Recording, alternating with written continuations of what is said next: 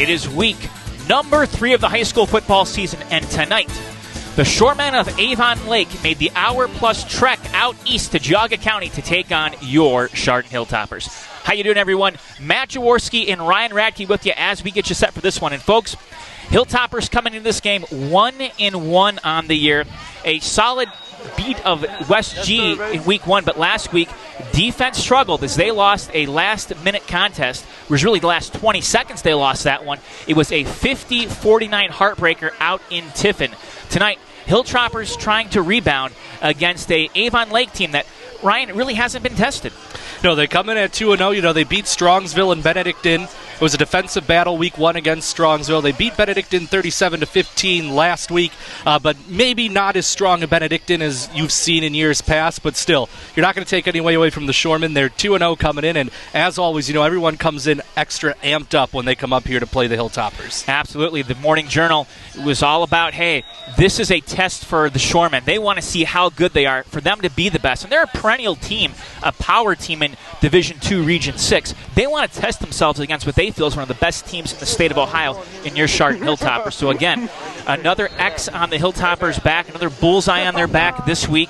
And going to be very interesting to see what the coaching staff does and how the defense responds this week against a Shoreman team that, statistically speaking, has been very balanced this season so far, throwing for just over 300 yards and rushing for over 300 yards on the ground. Yeah, absolutely. They're going to bring a balanced attack in here. And, you know, the Hilltoppers, some great rush defense last week. They're going to look to shore up some things in the secondary coming into this matchup this week. It has been so hard to run against this Hilltopper defense over the last few years. And so far this season, that's been the same thing. The question is, can Chardon's defense stop the air attack of the Shoremen? Only time will tell. With that, we're going to pause and take a timeout. When we come back, it'll be pregame festivities here on GTV. Come on, 3, 1, 2, 3, The Chardon Hilltopper Gridiron Club, in association with GTV, proudly presents Chardon Hilltopper Varsity Football. Tonight's game is brought to you by the Chardon Gridiron Club, Burr Funeral Home, Chardon Smile Center, Achilles Running Shop, Ashes Mayfield Window Cleaning Company, Best Funeral Homes, The Junction Auto Family, Precision Orthopedics Specialties, PRP and Associates, Roniak Paving, Sopchak Natural Health and Wellness Center, and Fit for Life Physical Therapy, TJ Smith Excavating, Remax Tradition, Dan McCaskey and Terry Combs, El Patron Mexican Grill and Cantina, and the Chardon Athletic Boosters. Special thanks for supporting the Gridiron Club goes to the Lodge at Bass Lake, We Were Athletes, Chardon Home Depot. Chardon Hilltopper Football is also brought to you by GTV. Good evening once again, ladies and gentlemen. Introducing the 2023 Chardon Hilltopper Marching Band. The band is being led onto the field by Drum Major Evan Kuhl. The band would like to recognize and thank Mrs. Watson, Assistant Director, Mrs. Sanders, Auxiliary Coach, Mr. Todd Watson, Mr. Tim Riley, and Ms. Diane Tizano for their expertise in rehearsing over the summer.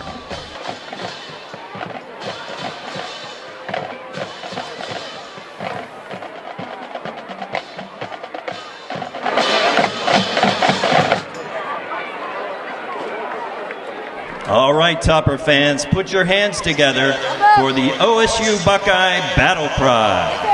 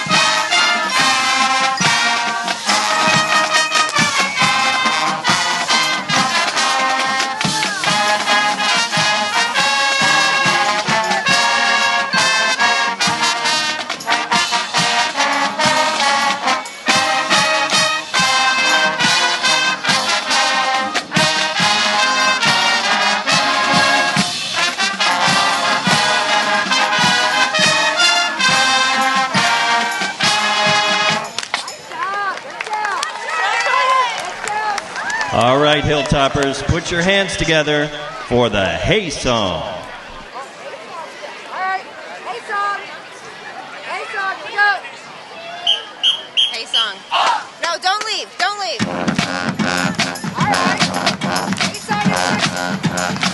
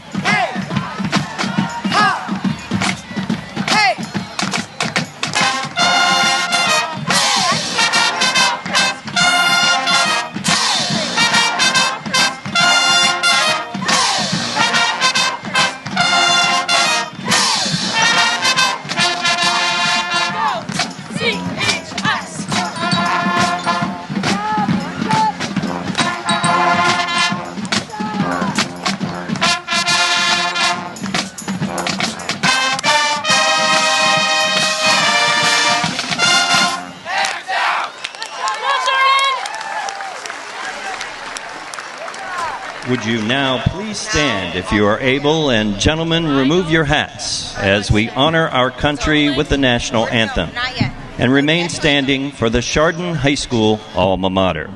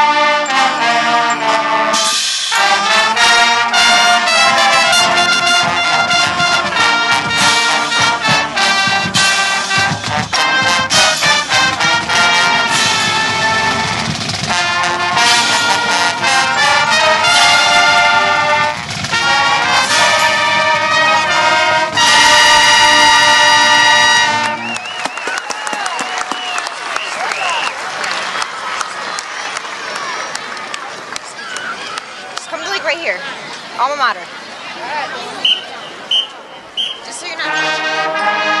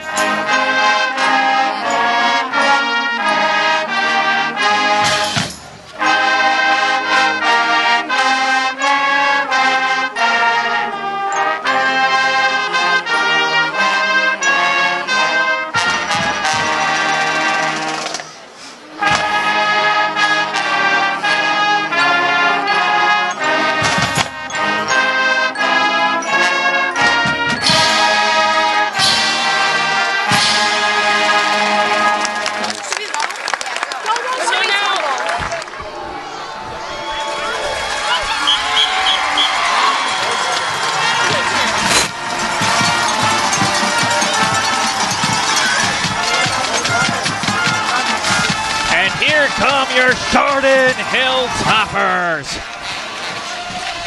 Boy, it is so great to be back home here at Chardon Memorial. 2 weeks on the road, including a long bus ride to and from Tiffin. Great to be back here at the house, the home of the Toppers. Matt Jaworski, Ryan Radke with you. Ryan, been a long off season. Good to be back with you here. Yeah, good to be back with you here after a couple weeks. I'm here and excited for some Hilltopper football tonight. What a matchup between two storied programs. You look at the Shoremen from Avon Lake, West Side, the Southwest Conference, a team that perennially will make a deep run in Division II Region 6. Hilltoppers, of course, you all know what's been going on with them as of late. 2 of the last 3 state championships have come through Chardon. And, it's measuring stick time for both these teams, right? Because these are 2 programs. The Shoremen, they're in Division II, Region 6. They're always near the top of that region. The Hilltoppers, Division III, Region 9, always near the top of that one. So these 2 teams get a chance to go right at each other in a real measuring stick early in the season for where you're at and where you might start to feel like you need to get to by the time you're getting to week 9 or 10. When you look at the Hilltoppers, and again, I don't want to put a ton of stock into last week's performance, but there was a lot of defensive issues, and you add in the fact that, again, penalties were a problem. 130 yards of penalties last week against the Hilltoppers. That's something that, you can maybe get away with in weeks 1, 2, 3, but you start to get into Western Reserve Conference play, that's going to come back and really bite you, and you can't have it in playoffs.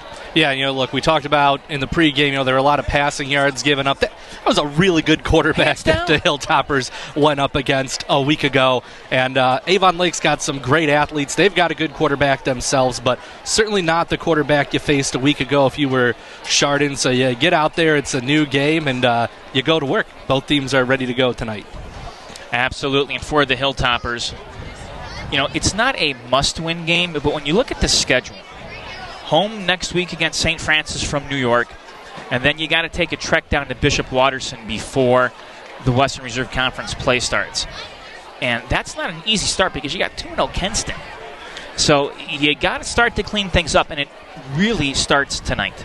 Now, this is what we talk about every year at the Hill. You look down that schedule, there are going to be a couple of WRC teams that might not be as good as everyone else, but most of the rest of the conference and your non-conference schedule is just, this is what it is. Every week it's a tough opponent. Every week it's a pressure matchup, and you got another one here tonight. But these guys are used to it. Seniors are in the program for their 4th year. This is what Hilltopper football is, week in and week out. I'm sure they're ready to go.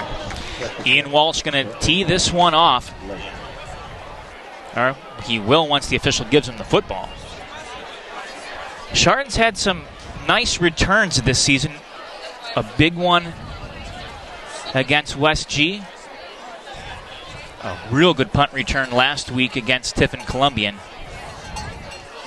Well, you got some skilled athletes back there ready to return kicks and punts, so the Hilltoppers will have their share of big returns throughout the season this year. And the Toppers, make no mistake about it, would love to get something going offensively, jump out to an early lead, and really put Avon Lake in a spot where they've got to play catch-up. Kick will be taken from the 5. Heading right side, it's Caleb Hewitt. Trying to cut the corner. He does 20. To the 30, down the sidelines, 40, makes a cut near midfield. And the Toppers in great starting field position.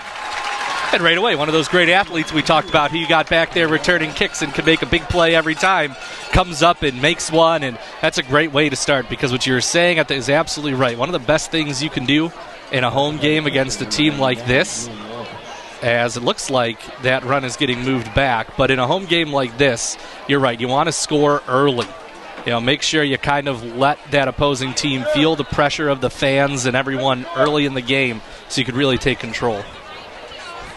Wow, that is a costly penalty. Instead of starting near midfield, the Hilltoppers on the holding penalty on the kickoff are pushed back to their, the 10?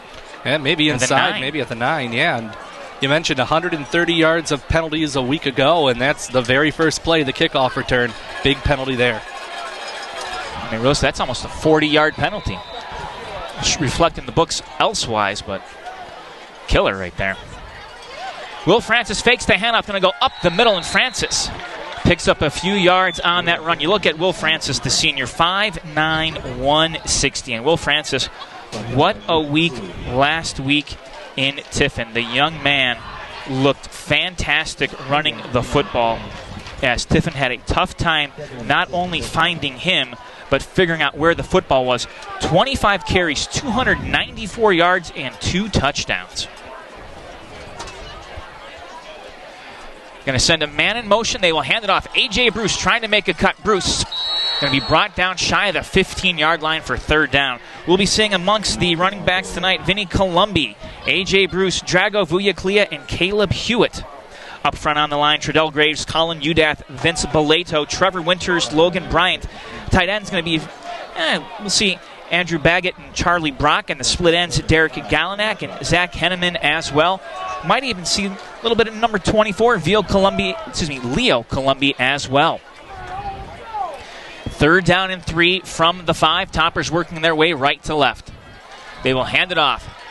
Stutter step and nothing there. The Shoremen with the stop on third down, and the Toppers will be forced to punt the football. Yeah, Shoremen did a great job there. They did not bite on the fake there by the QB. They kept their eye on that football. They were able to get good penetration, get back into the backfield. It's a loss, and a good job on defense for the Shoremen to start the game. So Galinak going to stand on the goal line to punt the football. Good snap. Solid kick. Going to back up Stewie, and he's brought down at midfield. Now, when Stewie was backed up, he couldn't get his momentum going forward again, and Hilltoppers do a nice job on coverage to get down there and bring him down. Still, though, for the Shoremen, you're feeling like it's a good flip, because initially after that return, you thought Chardon was starting at midfield. Instead, you get a 3 and out, and you get to start at midfield. Well, Luke Stewie is one of the guys to watch on this team, the junior, 6'2", 190. He's going to be playing college football in Division I. Already getting some offers. Alex Offelter, the QB, going to hand it off. We're going to see a staple of running backs, and nothing going there for Wade Nelson, the senior, 6'0", 170. It is so tough to run against this Topper offense. Yeah, great job by the Hilltoppers getting in there, making a stop on the far side of the field. Among the other running backs, we'll see Anthony Benedict and Jake Bova. Receivers for the Shoremen, Luke Stewie, Aiden Stewart, Derek McCrum, Tyler Burke, and Carter Burke. From the gun, they will hand it off again, and not much going on that run. Again, Hilltopper D does not give up much on the run. Yeah, good job coming in there from the defensive end, able to get that stop. A short game. Pickup of 2 as Beckett Dotson got in there for the stop. Well, you look at this Hilltopper defense, and they love to swarm to the football. 3rd and 8 from their own 48-yard, from the Hilltopper 48-yard line. Offelter dropping back the pass, looking over the middle, is caught. McCrum, as he makes his way inside the 20, and again, a big pass play on third down. We saw it, well, you heard it if you were listening to GTV last week, but you saw it right there. Toppers burned on third down as he was open in the middle.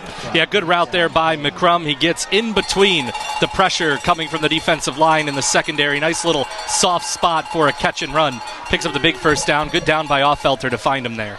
Offelter from the gun. Nelson to his left. 3 receivers right, 1 to the left.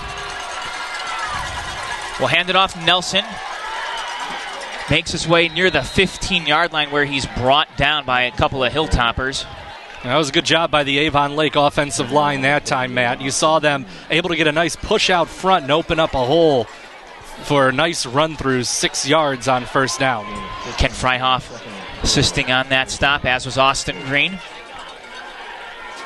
2nd and 4 now for Avon Lake as they work their way left to right.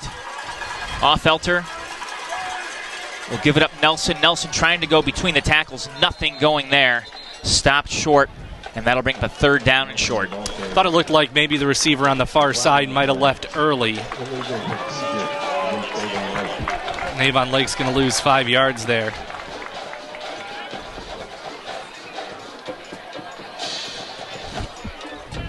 Of course, I don't know, the receiver could have been moving off of someone on the line first, but it looked like he left early and flag comes out.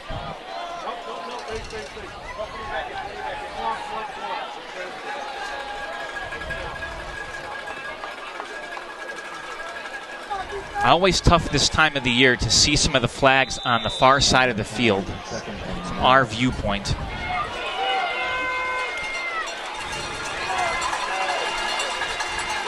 Second and 9.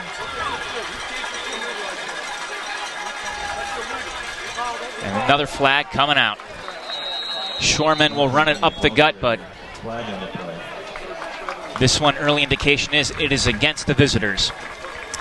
And so now it's the Shoreman committing a couple penalties. So the Hilltop, that's another illegal procedure against the Shoremen. So the Hilltoppers hurt themselves with the penalty. Now the Shoremen going from about 2nd down and 4 to 2nd down and 14 here, and maybe pushing themselves out of field goal range here as well. Yeah, Ian Walsh, when you look at that, and we'll talk about it a little bit more, but he struggled a little bit. Both kickers coming into this one have struggled on the field goals. A lot of time, though, to fix that. 2nd and 14 now from the 24. They fake the run. They're going to pitch it off right side. Big stick. Toppers snuffed that one out right away. Great pressure by the Hilltopper defensive line. They know they got the Shoremen behind the chains. They bring all kinds of pressure, overwhelmed that offensive line. Very quickly, they had to dump the football away to the emergency back, and just a nice job getting there quickly to bring them down. Beckett Dotson plowed into him. 3rd and 16. Felter going to send Luke Stewie in motion, coming right side. Feeling some pressure, stepping up in the pocket. And he's brought down. The Toppers get some pressure. Alexander Ash in on that sack, and he has been a beast this year. And Alexander Ash comes in and makes the big play, coming around from the outside. He was unblocked. Nobody stopped him coming from that linebacker position. And the Hilltoppers have the Shoremen going the wrong direction. And, I mean, this is 4th down and 25, but it's decision time for the Shoremen. You'd think this is a go-for-it spot here for them, at least get some yards to push the Hilltoppers further back for starting field position.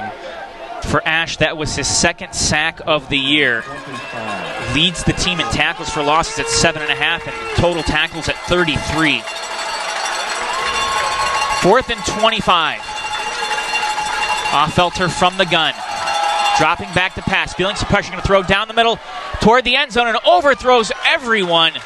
Incomplete and no flags. Yeah, that was great coverage down there. And, of course, on the coverage there was Bruce making the great play down there, step for step. Felter couldn't get his receiver into some space. He had time to throw, but just great work by the secondary that time.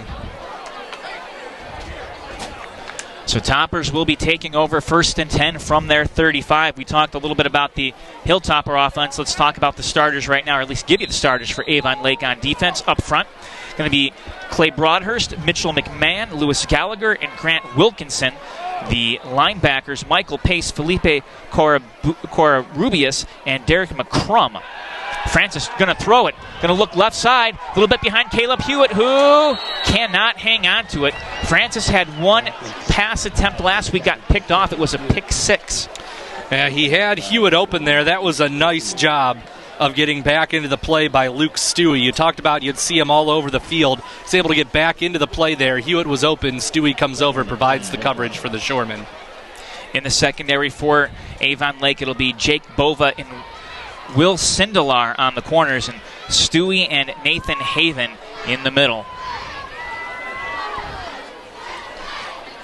Francis going to keep it himself, trying to get around the end, feeling a little bit of pressure. Francis able to get across the line of scrimmage, maybe a pickup of about a yard or so on that play, and it was Corarubias on that stop.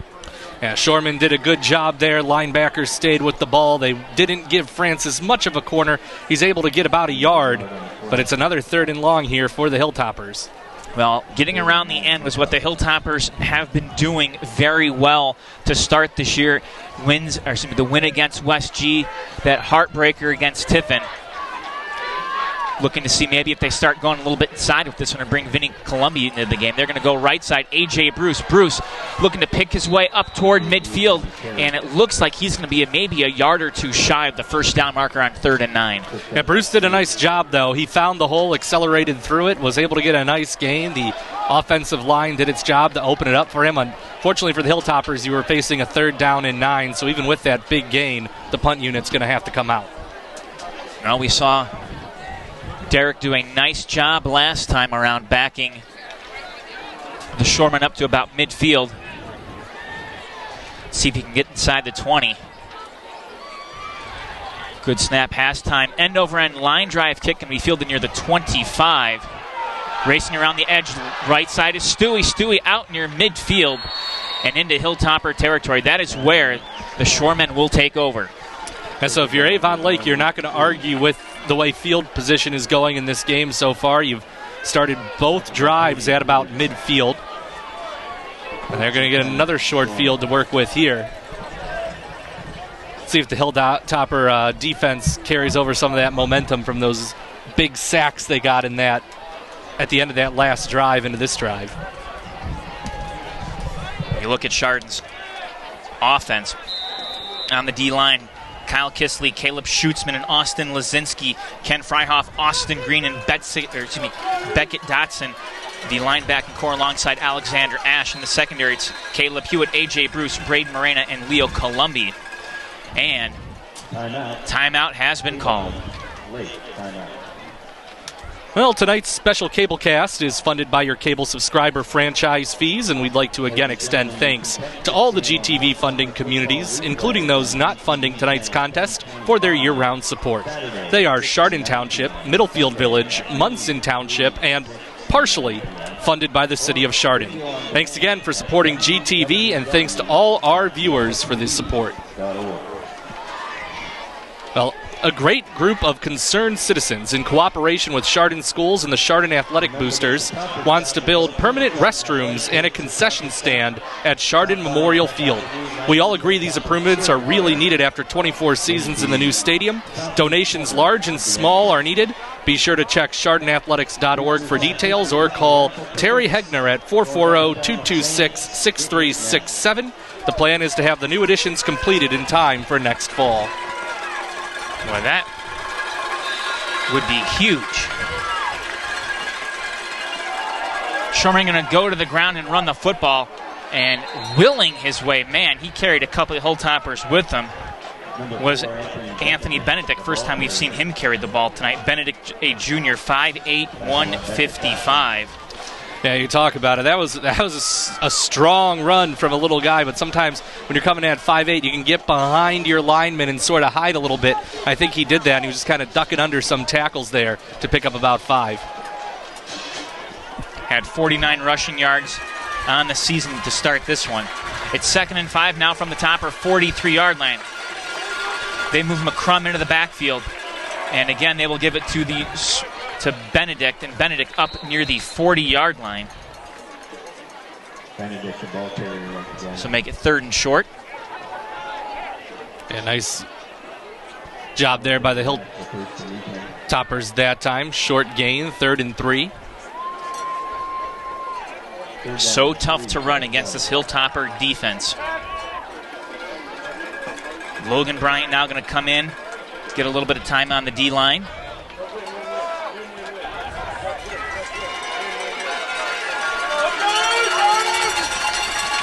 Felter under center, and nothing going there.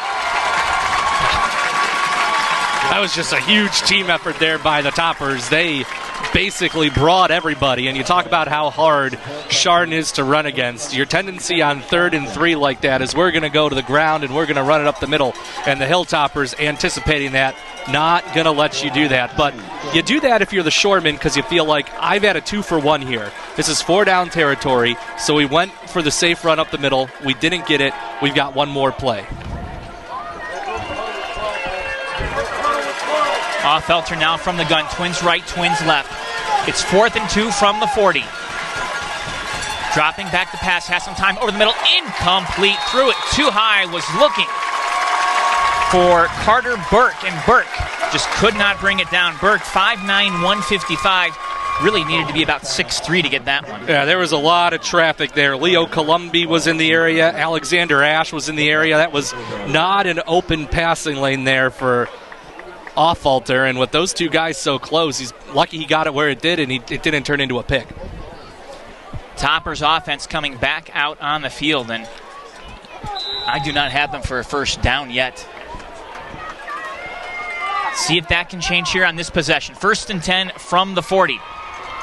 Francis hands it off. Columbi fighting forward to about the 43-yard line. Pickup of about 3. A good job by that defensive line of the Shoremen there, able to fight back against that initial opening from the Hilltoppers, hold it to a shorter gain of 3 yards. Vinny Columbia, of course, leads the team 5 touchdowns on this young season. Hilltoppers scored 7 touchdowns last week against Tiffin. Glad I didn't have to do push-ups. 2nd and 7. They fake it to the big man, and instead they're going to go around the left side across the 45, out near the, we'll say close to the 47-yard line. Francis on the keeper. Yeah, that was a good job there by Francis. Nice job on the fake. Got the Shoreman linebackers looking in that direction. Francis able to get to the outside, pick up about 5, and set up a 3rd down and short. 3 on that play.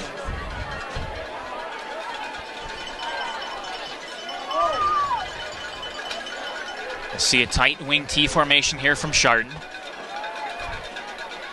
The give is to Caleb Hewitt, trying to make a cut and get to the outside. Hewitt does it.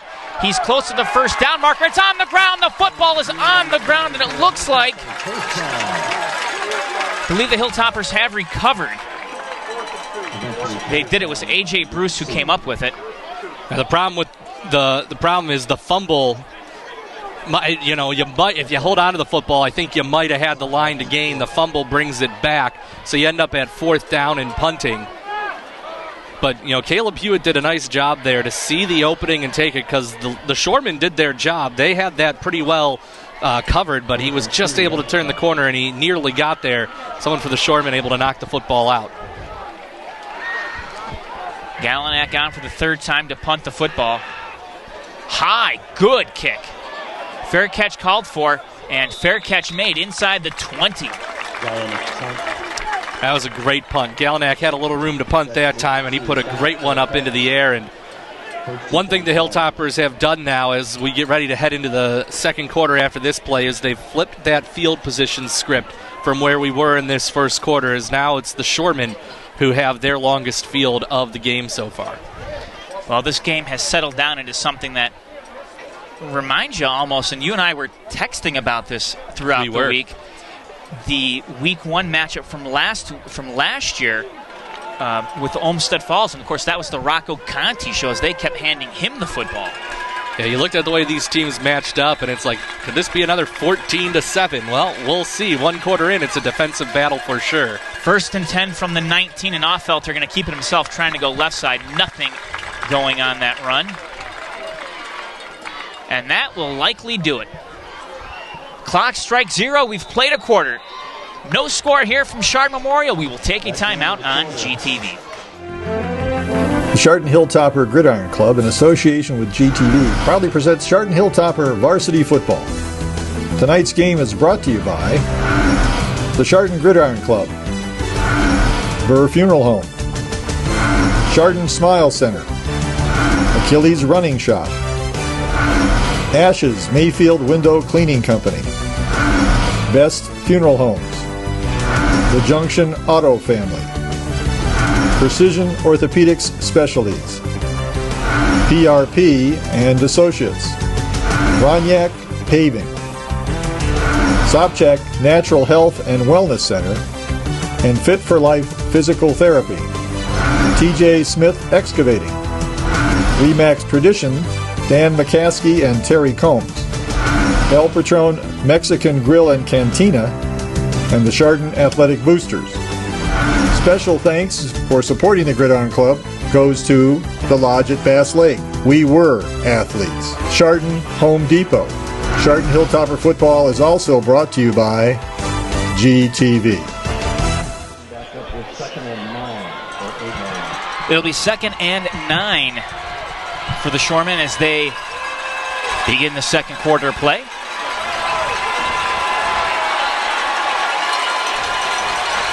Officials are making sure everyone's in their spot. They indeed are. And Offelter going to feel some pressure stepping up in the pocket. He's brought down at the 15-yard line. Too much Hilltoppers there for the Shoreman offensive line. Lazinski in on that stop. And They just couldn't stop Lazinski as he got back there at the big play, and another sack for the Toppers and another 3rd down and long for the Shoremen. Shoremen had that one big pass play. Otherwise, the Hilltopper defense has had them shut down so far in this one. 3rd and 14 from the 15.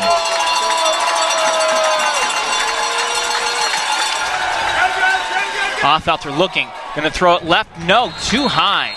It would not have been a catch, or excuse me, would not have been a first down. No, he had the right spot, though. That was an open receiver. It was a nice route that was run there to get open by Carter Burke, but Offalter just couldn't get the ball to the spot, as you mentioned. Threw it a bit too high for him, and he couldn't bring it down.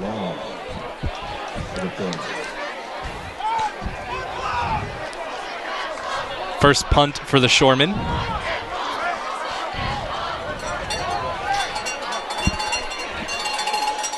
Night and day between Braden Rogo and Offfelter, the 2 QBs we've seen the last 2 weeks. That punt will take a bounce. Bruce going to pick it up shy of the 40. Going ahead near midfield and out of bounds. Hilltoppers appear. Let's see where they're going to mark this football, but it looks like they will be right at midfield to begin this drive.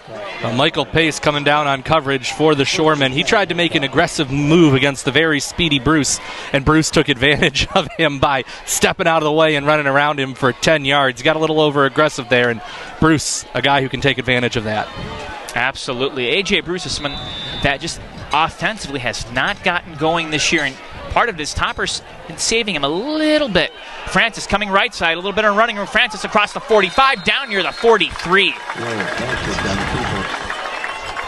Nice job reversing the eyes of the Shoremen at linebacker there. You fake the sweep to Bruce. Francis runs the other direction, and you got enough open space to pick up 7 on first down. Maybe one of the best first down plays of the game so far for the Hilltoppers. Galenak will bring the call in from the sidelines. 10:30 counting here in the second quarter. No score in this one. Chardon will hand it off. Columbia right side, 40, 35, 30. Columbia down to 20, to the 10. And the Toppers have broken through and now inside the red zone. You get into the second quarter and the Topper offense is starting to click. This is a Shoreman defense that plays well. They're very well coached. They're disciplined. They did a good job in the first quarter keeping their eyes on the football with all the different directions. The problem with the Hilltoppers is they just keep on coming, and they'll keep doing it to you. And the Shoremen have lost the football a couple of times here. It turns into big plays, and that's what this Hilltopper offense does best to defenses. They'll just wear you down because you have to play so well on every single play against the Hilltoppers. Francis will hand it off. Columbia looking to go left side. Columbia will get inside the 10-yard line. You look at Avon Lake, and you think, okay, a school like that, the conference that they play in, they probably don't see the wing tee very often, but there's a bunch of schools in the Southwest Conference that run different versions of the wing tee, but nothing like what Chardon runs. No, and that's kind of usually the case. Teams will come in here and coaches will tell you, defensive coordinators, we've seen something like this, but they've never quite seen the way Chardon runs it when they come in here. It's a new experience for them every time. 2nd and 5 from the 8. And it's Columbia again down inside the 5. I love this. Feed the big man. I have, and I mentioned this last week, I'm starting to see some visions of Sean Carr out of Vinnie Columbia. I just love the way he runs. And that is an important feature in this, Hilltopper offense, to have that guy who can be so effective between the tackles to open things up on the outside. But, of course, then he can also bounce around to the outside himself when he needs to. It's 3rd and 1 for Chardon from the 4. Again, no, it's a QB keeper. And Francis in the end zone. No. Yes, touchdown, Toppers. The officials hesitated but eventually stuck his hand up on the far side. Touchdown, Chardon. Well, the Hilltoppers offense has broken through here to start the second quarter. Again, that steady diet of Columbi. The defense is ready for Columbi again. Francis held it, and he took off on a delay. There was almost nothing to the right side. He's able to get to that pylon for the touchdown.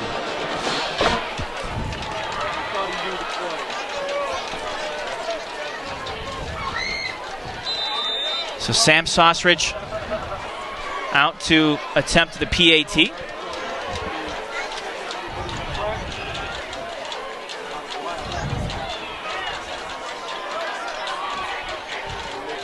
Kick is underway. It is through the uprights, and it is good. So with 8:48 to play here in the second quarter, Toppers strike first, and they lead 7-0. Well, we got some information for you about Hilltopper football live streaming. GTV is not able to stream away games. The only games that can be streamed are home games and some playoff games. GTV does not have the budget to live stream the games, so the Hilltopper Gridiron Club has stepped up to pay the production costs through their solicitation for underwriters. The site to go to for live streaming of Hilltopper football is chardonathletics.org. There is a $10 subscription charge that goes to Chardon schools. Be sure to tune in each week for every home Hilltopper football game. Catch the live stream at chardonathletics.org. And we've reached that point in time now where the hat's certainly really starting to come out here on the home side. Yeah, the sun's getting in the eyes, but I want to mention real quick, Matt, at the end of the quarter, it was 40 yards gained for Avon Lake, 19 for Chardon. After the start of the second quarter, it's now 40-yard gained for Avon Lake, 69 for the Hilltoppers, as they picked up 50 yards on that drive on their way into the end zone for the touchdown. Oh, that and the defense pulling back 9 yards. Taken what the defense giveth, the defense can taketh away. They've flipped the script on that, and now listen to this crowd, and this is something that away teams have to contend with here at Chardon. Of course, the first home game of the year. It is so good to be back here at Chardon Memorial. Matt Jaworski, Ryan Radke with you. Good kick can be taken inside the 5. Right side and nothing. Wow. Toppers defense able to get a stop inside the 15. Some special teams, I beg your pardon. Well, you could start to feel that momentum building, and as so often has, actually started with the defense. Some big sacks on the defensive end. Then you have a drive where the offense breaks out. Now you got that big stop in coverage inside the 15, and you could start to feel things really starting to build for the Hilltoppers here in this second quarter. Well, the question becomes now, if you're the Shoremen, what do you do? This is an important drive. You got to respond back. First and 10, Avon Lake from the 14. Offfelter from the gun. Looking to throw over the middle, and it is behind his intended target. Was looking for Derek McCrum, but threw it well behind him. Yeah, McCrum was already past the point. The ball was a bit low for him to reach down and grab. And, if you're the Shoreman, that's what you can't do. You're only down one touchdown. You wouldn't say this is a score drive, Matt, but what it is you need to at least move the football, pick up a couple of first downs. If you go 3 and out here and give the Hilltoppers another short field, this game could start to snowball on the Shoremen very quickly here in Chardon. They're going to need to put some time back on the clock. While that's going on, you look at Offfelter, and entering tonight's game was 27 of 41 for 335 yards, an average of 12.4 yards per game, have thrown 2 touchdowns and no interceptions.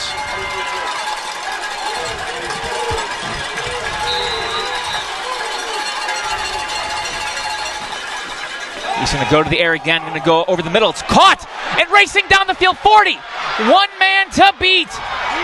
Along the sideline, to the 20, to the 10, in the end zone, and touchdown, Carter Burke. The 86-yard touchdown reception. And that was the kind of response the Shoremen were looking for. Burke is just able to explode into some space. Offfelter hit him right on time. And then once the defender did the dive and missed him, There was going to be nobody in front of him, and he goes all the way to the end zone to a touchdown. That was just a quick pass. There's been so much pressure getting the backfield. Avon Lake decided, Felter, we just want you to take the ball, turn to your right, and throw it. And he put it right in time with his receiver, hit him right in the chest. He had plenty of room to go, and he was gone. So a big response. And now Ian Walsh out to attempt the PAT.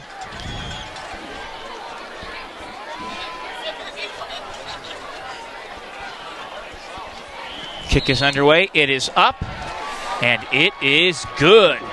With 8:16 left here before halftime, this game knotted up at 7. Well, GTV is on Roku and Apple TV. You can get it on your cell phone as well, iPhone or Android. Just look for the Cablecast app in your store, and you'll have GTV on your phone. And while you're on your phone, go to the X app. Yeah, it's not Twitter anymore. Go to the X app. GTV is on there with the latest replay news and other important information. So follow GTV on X, and you'll have all the latest. It just sounds so weird. I mean, what are we doing? Are we all Xing now? I don't like the terminology. I've always said I am not the guy to climb into a billionaire's head and figure out what's going on in there, so I can't tell you why he changed the name. We all knew Twitter. People still call it Twitter. I think I read somewhere he just likes the letter X. To be fair, I still call it the Jake. Well, there you go, as you should. Thank you. You still call it Brown Stadium, and now you're right again. See, this is why you just shouldn't change what you call things. I was going to call it the Factory of Sadness. Many a fan has cried at that facility. Here, though, the tears have been tears of happiness. Yes. Especially the last few years at Sharp Memorial. And, folks, it is so good to be back. First game of the year in Chardon. Hilltoppers coming in 1-1 on the year, facing the 2-0 Avon Lake Shoremen. This game tied up at 7 apiece. Toppers going to take it near the goal line, trying to get around the end, racing down the sideline, across the 30, up near the 35-yard line.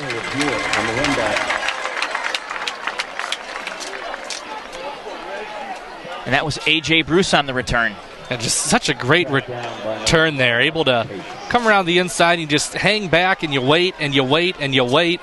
And then you see where the hole opens up. You accelerate through it. And you get out to that initially looks like you might not get to the 20, and you end up at the 39-yard line.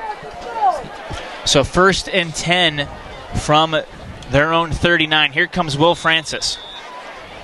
Waits for the call. Signal says, or the official says play. And he's going to fake the handoff and be brought down in the backfield for no gain. Snuffing that one out was Derek McCrum.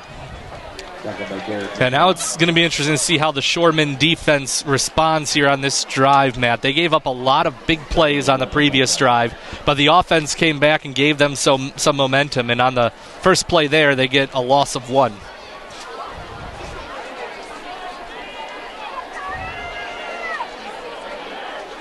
You got to wonder if Avon Lake just queuing in on Francis. They hand the ball off right side. Drago Vuyaklia. Nice cut. Drago breaks a tackle midfield 50 to the 40. Turns on the burners 30 to the 20. And this one's coming back. Oh, my goodness. Their flags are thrown. They're around the 40-yard line. You probably still get the first down, but you don't get the big play. But, if the Shoremen were keying in on Will Francis, you'll take that if you're the Hilltoppers. Because, you got a lot of other weapons, including Vuyaklia. You just give him the football, and he'll take off around you. Unfortunately, you're going to have that holding. The Hilltoppers had that penalty on the very first play, that return. Played a clean game since. Till right now, this is their second penalty of the game. They're still on a much better pace than the 130 from a week ago.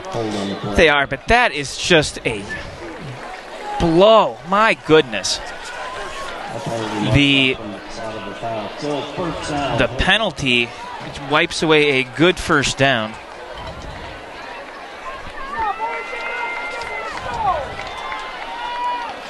They do get a first down after the ball's marked 10 yards back from the spot of the foul. Be 1st and 10 from midfield. They're going to go back to the ground, and Toppers will be close to a first down on that run. Shot by number 16. Will Francis again. As he and Nathan Haven spent some time together. It looked like he was kind of pushing Haven for a while and eventually just kind of ran him over. Yeah, nice run there by Francis. Picks up 9 yards again. You're starting to get big gains on first downs if you're the Hill. You had that 1 yard loss, but the way it's going, you're having more big plays on first down. Gonna run it right side. It's Columbia 30, Columbia 20. And a big tackle by the Shoremen to get that stop. Columbia does a great job there as he runs into the line. He shoots out to the right. He's got a big open hole there, accelerates through for a first down. And one thing is for sure, this Hilltopper offense is rolling right now. The Shoremen don't look like they have a lot of answers. Was Wade Nelson on the tackle. I went to look at the roster, and they have their roster differently. It's grades on the left, not numbers, and that threw me off again. Bruce had the handoff. Nice cut. Bruce spinning around across the 15 down toward the 14-yard line. Nice move by A.J. Bruce. And then you mix it up. So you had the big run to the outside. Now Bruce is going to run through the middle. He's going to spin off a tackle to get a couple of extra yards. It's 2nd down and 5, and Shoreman defense is back there trying to figure out where to look for the football. Well, they are. If you start to notice, we're seeing some hands on some hips here by the Shoremen. Same situation played out similarly last week with the Tornadoes. Fake to Bruce, and Francis going to be brought down in the backfield by a host of Shoremen. Yeah, they got some good pressure in there. Initial pressure came from Derek McCrum, but they had other guys come in as well. McCrum comes from the outside, sort of runs Francis into that pressure coming from the middle. Just wanted to hear you say Covarrubias. Felipe. I've been avoiding that one. I know you have. I let you say the names. But big number 32 is up there as well with that stop. 3rd and 7 from the 15. What will the Hilltoppers do here? Francis looking to pass. Going to throw it. And he is intercepted at the 10. I don't know how Michael Pace caught this. It was over his back and behind him, but he was there, and he has the advantage of being 6'2", and he was able to go up there and grab that football and is able to bring it down again. The throw looked like it was past him already. He's able to go up there and bring it in, so that's a turnover. The thing you've got going for you if you're the Hilltoppers is the Shoremen are backed up on their own 15. It's a bad place to turn the ball over because you were knocking on the door, but you get your defense out there, get a 3 and out, and you can get the football back with another shot. Now, Will Francis, another game, another interception. The young man struggling in that sense. Toppers would love to have a little bit more success in the passing game to open some things up in the running game at this stage of the season. We'll see if that changes. Shoremen go to the ground, and spinning around and being brought down was Jake Bova, the senior, 5'10", 177. Yeah, it was a great job again. Bova trying to run to the outside, able to get a yard. But Austin Lazinski able to get in there and make the stop. Short gain. Bova, the leading rusher on this team with 115 yards on the ground.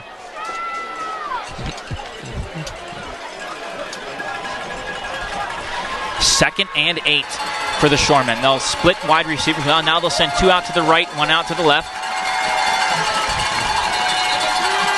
And timeout has been called by Avon Lake. Just so much movement and confusion. Yeah, and so they're going to need to take a timeout to discuss what they want to do. It's the second timeout they've used already here in this half.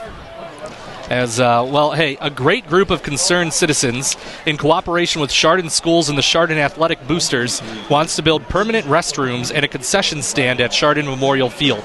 We all agree these improvements are needed after 24 seasons in the new stadium. Donations large and small are needed. Be sure to check chardonathletics.org for details or call Terry Hegner at 440-226-6367. The plan is to have the new additions completed in time for next fall. And, Matt, week 1 I was at Cardinal High School, and they just had brand new restrooms installed this year. So it would be great for the Chardon community if they had that happen here as well for the coming season. This is a beautiful facility, and that would help to make this place top-notch. It will be 2nd down and 8 for Avon Lake from their own 17 as they break this huddle.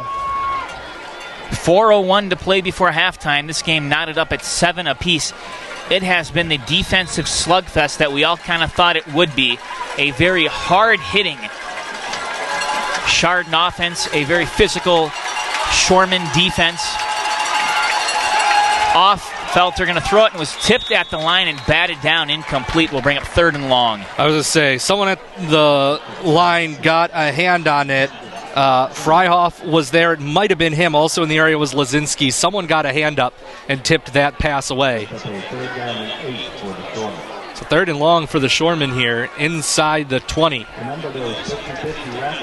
Clock reads 3:57 to go here. So Hilltoppers get a stop. They have time to do something. Remember, Avon Lake will get the ball to start the second half.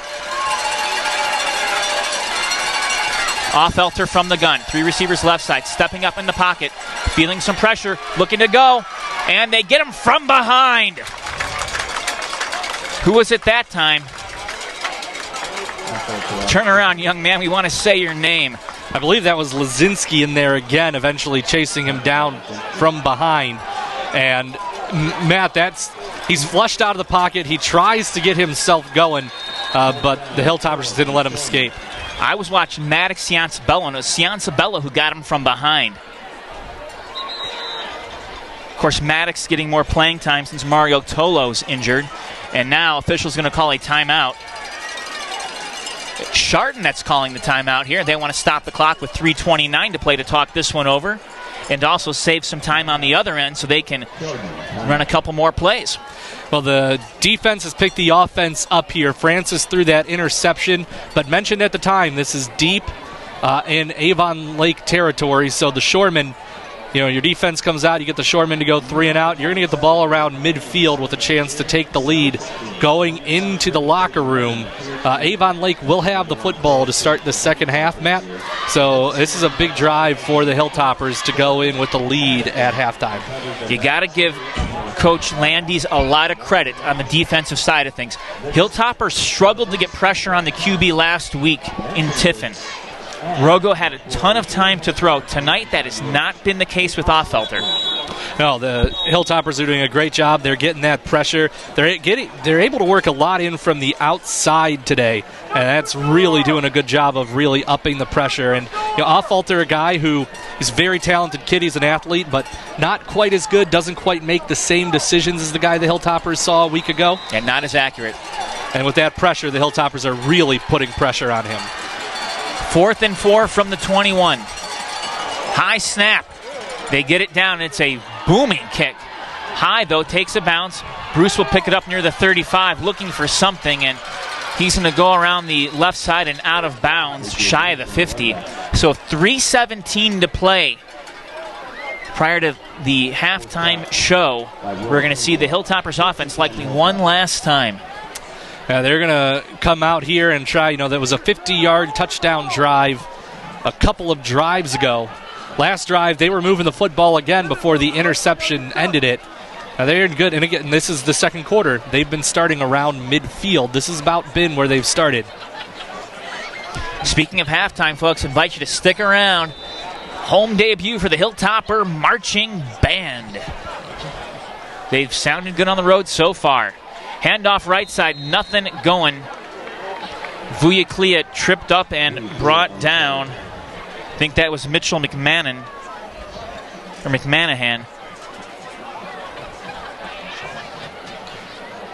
Nice job there by the defense to stop that big first down, and we've seen it today. When you get 7 or 8 yards on first down, it really helps the whole rest of the drive come together. Here at 2nd and 8 after a nice play by the Shoremen. From the 46, flags flying. Francis going to throw over the middle, has a man open, just over the outstretched arms of Caleb Hewitt. Flag on the play. May not matter, though. So we'll see what the flag is.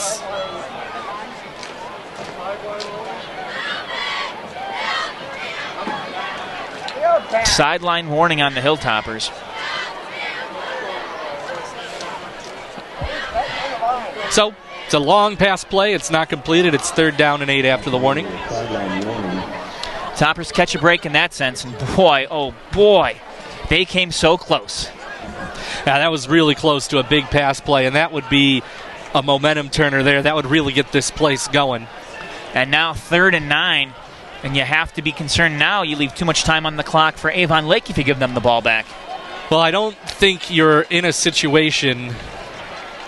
Well, it's gonna be decision time if you're gonna punt and try to pin Avon Lake back and give them a ball, or if you're taking 2 offensive plays to try to hold the ball for the rest of the half. Got to see what this play is before you get to that decision, though. It feels like a Vinnie Columbi kind of run. We'll see what happens. 3rd and 9. Francis going to look to throw. Going to come back to the left side. As a man, it's Columbi. Columbi breaks 1 tackle, and Columbi brought down near the line of scrimmage. And now a late flag comes out. We'll have to see what the flag is there, but the Shoremen did a nice job. They never took their eye off of Columbi. So even when the play looked like it was going the other way and Francis turned back and passed, the Shoremen had a couple of guys there keyed in and ready to stop a big game from Columbi.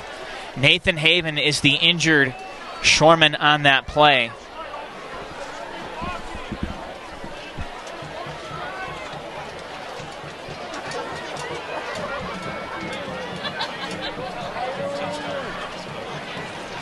Looked like the flag came out after the play. Man, that's a big one. Unsportsmanlike personal foul against the Hilltoppers. Yeah, this is a tough penalty, and that's on the far side of the field, so we didn't really see what happened down there, but that's a tough penalty. And yeah, now this kind of changes the game for Avon Lake. You're going to get the football back with 2:28. You're probably looking at, getting it somewhere around your own 35 instead of back around the 15 or 20. So this kind of changes the set of things the Shoremen had to work on. Again, remember, they'll have the football to start the second half. Well, once again, penalties rear their ugly heads. That punt nearly blocked. Fair catch called for and fair catch made. And now another late flag coming out.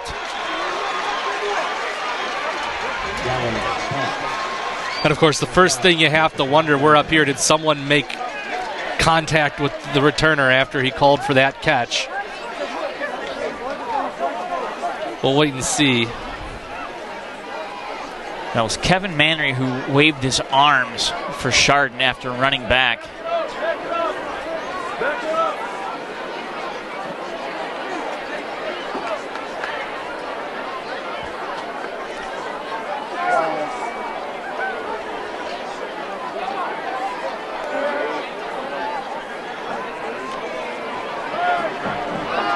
Call will go against the Hilltoppers.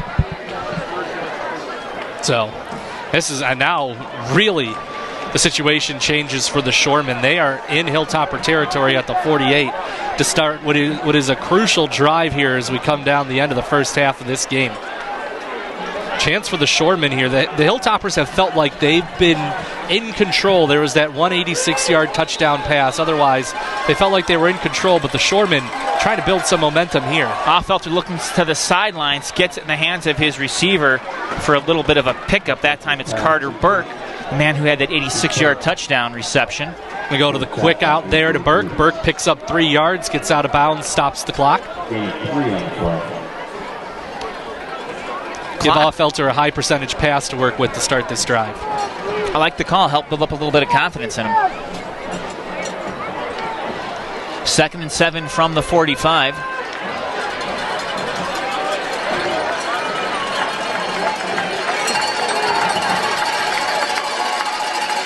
Handoff up the middle, spinning around and gaining a few yards on that play. Looked like to be Wade Nelson. Nelson on the carry.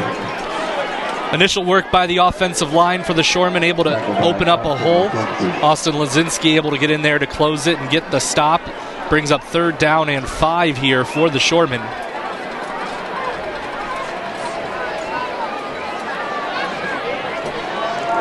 One thing for Avon Lake is they've already used 2 timeouts in this half, so they only have 1 left to work with on this drive. Plenty of time, though. 1:36 to go. Affelter. Feeling some pressure, going to look toward the sidelines. Left side, it's up, and a bunch of black jerseys there to break it up. Caleb Hewitt among them in on the stop. I saw Freihoff as well. Braden Maruna was over there. It will be 4th down and 5, and you got to wonder, what's Matt Kostelnik going to do? Well, he's already sending the punt unit out, so he's going to play this conservatively. Again, if you're the Shoremen, you have the football to start the second half.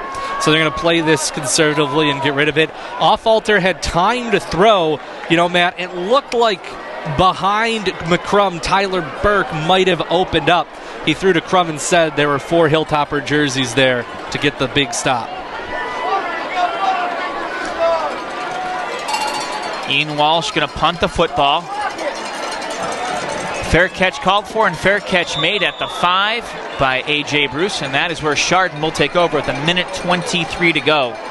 And, you know, if you're going to go to the punt unit so quick there if you know you got a punter who can do that. That was a great job getting that down inside the 5, so it's kind of changes the game for the Hilltoppers here. You're probably not thinking about getting 95 yards in 1:23.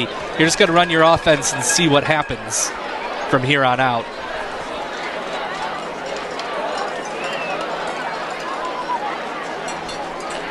First and 10 Hilltoppers on the 5-yard line. This game knotted up at 7 apiece. As billed. Yeah, defensive matchup between 2 teams that obviously every year your schools that you got a lot of hope, and your communities where there's a lot of pressure on the kids, and they come out every year and play up to the best, and 2 of the better teams in the area going at it here tonight. Topper's going to run it. Trying to get outside. He has some running. It's Vinny Columbi. Columbi up near the 30. Lost track of him at the tent over there. But I believe he got out of bounds. He got up to the 33-yard line. I'm not sure if he managed to get over or not. Yeah, the clock. I would say I did not think he quite got out of bounds there. Clock running now, almost a minute to go. They give it to the big man again up the middle to about the 35-yard line. Chardon going to call a timeout. They will have 1 more left after this. Yeah, after you get that, you're facing a 95-yard field, but you get that run on the first play, and now you're sitting here thinking, let's see what we can do. Can we get ourselves maybe into field goal range? What can we get? You still got 1 timeout to play with, so you run that ball up the middle and you take a timeout to kind of scheme what the game plan is going to be here and where you're trying to get to. You know, I want to mention this while I have a chance, while it's in my mind. I just love these Western Reserve Conference matchups and Southwestern Conference matchups. It is great football between these 2 conferences. We need to see more of this. I know it would be great if they could get a lot of these matched up, because it is kind of the same thing, right? You're out here on the east side of the city a bit. You got some really good football teams. They're on the west side of the city with some really good football teams. Avon Lake, Avon. You think about, Midview is usually a pretty good squad out there in that conference. So you got some good teams in both, and it's fun to see. You can't forget Olmsted Falls. That's a good program. How could I forget them? They were here last year. Yep.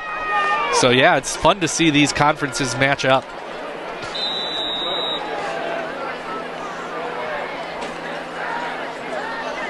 Man going in motion, it's A.J. Bruce looking for some help. Bruce along the sidelines and knocked out of bounds around the 46-yard line. Enough for the first down, and it does stop the clock. Yeah, good job there by Bruce as your senior gets out of bounds there and moves the chains. Smart football play. Didn't try to get any more than he needed. Get the first down, get out of bounds, was cognizant of the clock. Those are the type of things that younger players are going to look at it and see it's what A.J. Bruce did. That's what I need to do. I need to make sure I get out of bounds on that play. From the 45, 49 seconds to go. Caleb trying to go around the right side. Caleb out of bounds near midfield. And again, that's Caleb Hewitt. He's a junior. He does the same thing. He picks up what he can get. He makes sure he finds the sideline and gets out. Second down, 5, Hilltopper. So you're only using about 5 seconds of play here. You're getting 5 yards a run. You're easily on track to find your way into at least field goal range here before the end of the half. Offensive coordinator Don Novacek will take that. Of course, we're all playing checkers, and he's playing chess. Francis looking to throw. Now going to tuck it. Francis going to run and picks up the first down across the 40, down inside the 38. And great job there by Francis. They assume if he's stepping back in this situation, he's going to throw. Topper's going to spike the football and stop the clock. Wait a second. Was there a... Looks like the Shoreman might have gotten a timeout. Hilltoppers will take that. Shoreman had one more timeout left, 34 seconds. They're not going to let themselves get rushed to the line. They're going to take a timeout here and let their defense discuss it. Well, hey, GTV's on the web. Our website has all kinds of great features, including video on demand. You can see our shows on your schedule. Live streaming, you can watch both channels anytime. GTV digital photos, over 150,000 digital pictures that you can download for free. The GTV's weather station, and of course our 2 live square cameras, one for Chardon and one for Middlefield, all available now at geaugatv.org. Make sure you take advantage of that great community resource. And I know we got a lot of people listening from all over the place, online. Go ahead and check out the Chardon Square Cam. Check in and see what's going on in your old hometown. Absolutely, and I'll tell you what, the Hilltoppers not going down without a fight here to end this first half. It's 1st and 10 from the 38. They're going to go. Caleb's going to throw it down the field, and it's picked off. Finally, a late flag comes out. That's going to be pass interference. Boy, that took forever. Yeah, I don't know why the officials were. That was clearly Leo Columbi got a little shove there. It knocked them down. And you have to think, if you're the Shoreman, you're thinking, oh, we don't want to get beat on this 15-yard penalty instead. I'm just saying, Leo's 6'3", 214. Nothing little's going to take him out. So the officials getting together here. And we wait.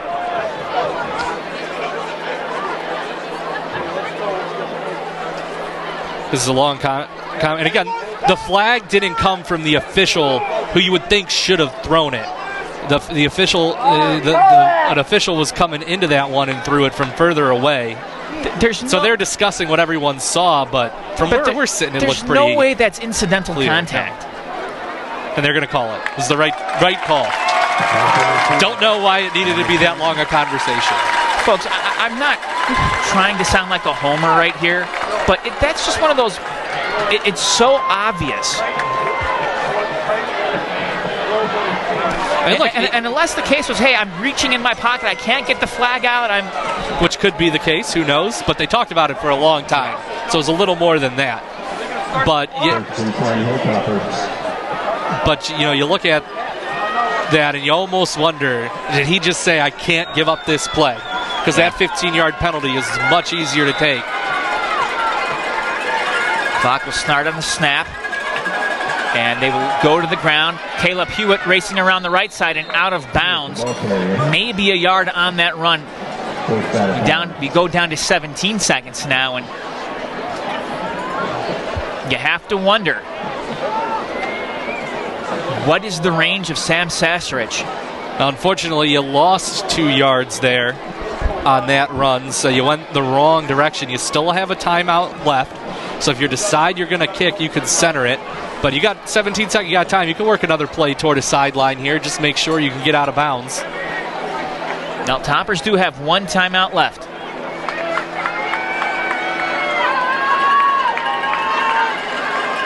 Francis from the gun. Twins to the left. Going to drop back to throw. Stepping up in the pocket. Feeling pressure. He's going to take off. Francis.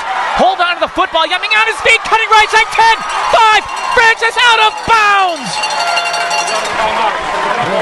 Whoa, mama.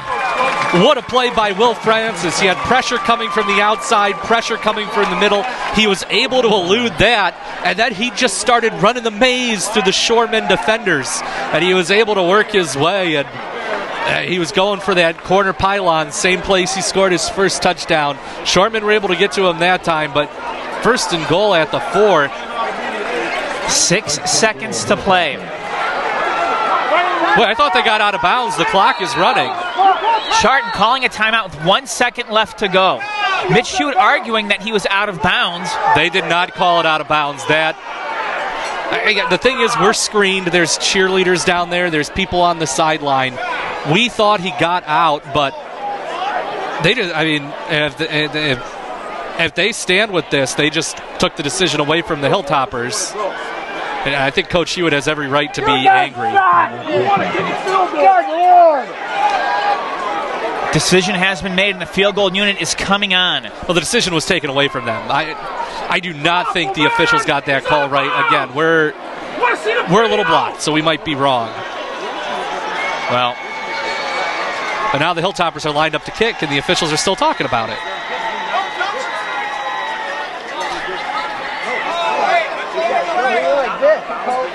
Okay. This crew may not be getting any Christmas cards from anyone on either side of the field today. I was going to say but I mean, that's usually the case. They're usually the least popular people in every stadium, so. But yeah, that again, and we have to remember, we're screened from up here. We can't really, it just sure looked like he got out from where we're sitting. I mean, unless they are saying forward progress was called. Which could be the case.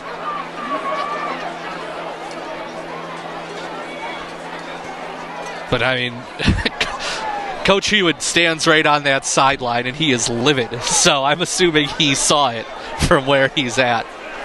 But he was not happy with the officials at all there. Like I said, it takes the decision away from the Hilltoppers on what you're going to do. It leaves you to the point where you got to kick this here. Does it, though? I mean, do you just say, the heck with it, we're going to... I think in the defensive battle you've been in where points are at a premium, with 1 second where you're at, you go for the 3 and take them. Playing devil's advocate here, Sam has struggled, has not made a field goal yet this year. And the officials have changed their mind. So that changes everything. Now the question is, do they give Chardon the timeout back? Well, I think Mitch Hewitt should want it back. Because if they don't give the timeout back, that 8 seconds really doesn't mean much. Yeah, and I think he's going to go down to ask right now. Mitch is going down right now. Do I have my timeout? You took that timeout from me. I wouldn't take it if there was 8 seconds left. I believe they're going to give him the timeout back. We'll find that out. May not matter. Drama-filled end of the second quarter here.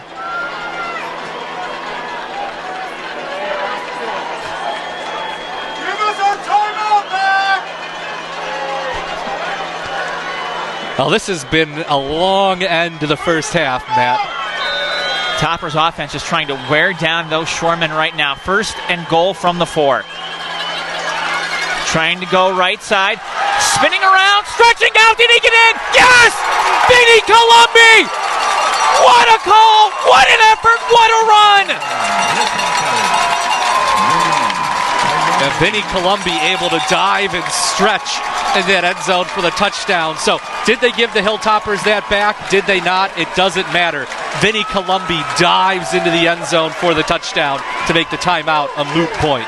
Oh my goodness, and Mitch Hewitt, as soon as he saw him, the hands go up, just sprinted down to the other side of the field. You talk about the emotional swing. You go from that, they left us with a second, you've got that feeling of, frustration, and then they give you your playback and you run it, you get in the end zone, and it's a huge momentum push as you head into the locker room. The PAT is up, and it is good. Well, guys, high school sports are just a part of the programming lineup on GTV.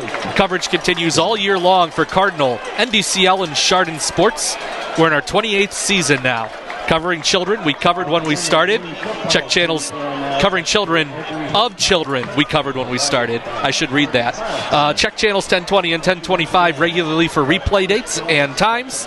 Our community and school bulletin board services are there too, 24 hours a day. You know, soon we're going to be covering the grandkids in another 10 years or so. No? I can't do the math very well. Thank you. Brian's telling me no. 20 years maybe? Okay, maybe 20 years. Oh, what a great finish to this half for the Toppers. Boy, Avon Lake, they punted the football thinking, okay, we're just going to pin Chardon back deep. That was not the case. How about this? The Hilltoppers ended this second quarter with 19 total yards. They now have 184 total yards on the game. Again, as you were just saying, they didn't hire us for math, but that's a lot more yards in the second quarter than they had in the first. I know that much.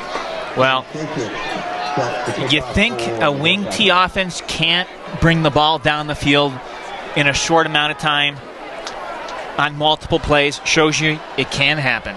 And when you got the line and the speed and the weapons the Hilltoppers can, it absolutely.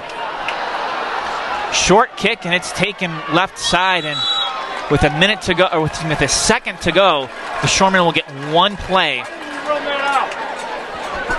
Honestly surprised that he even fielded that. That was heading straight out of bounds. Yeah, he might have done that. I mean, it wouldn't. I think the Shoremen are taking a knee either way. Again, you're not going to risk turning the football over here when you get the ball back to start the second half. Because Stelnick had the good hands team. That was running back Wade Nelson who made that catch. So the Shoremen were ready for it. Of course, the Hilltoppers go with the safe kick there because you're not going to risk giving up a return in that situation. Last week, they had a kickoff that bounced at the 25-30, rolled, and they picked it up on the 15. Tornadoes just couldn't get it. Clearly, the Shoremen were aware of it. Offelter being flushed out, coming left side, and will step out of bounds. He is hit hard as he was going out of bounds. Multiple flags on the play. Yeah, he was hit by Alexander Ash coming out of bounds, and a flag came out after the hit as well. Officials huddling again.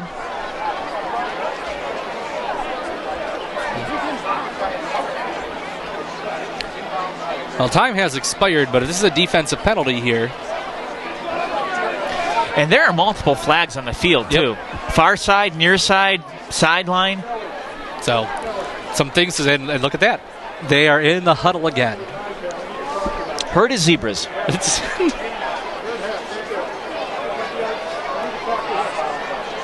Now, these guys are going to know each other pretty well by the end of the night. Thinking they're going Bull Durham here?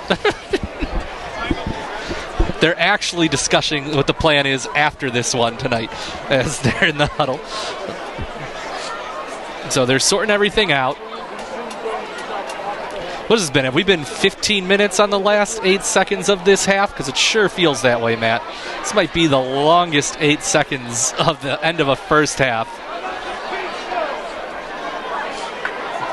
So both coaches now being told what's going on before the fans know.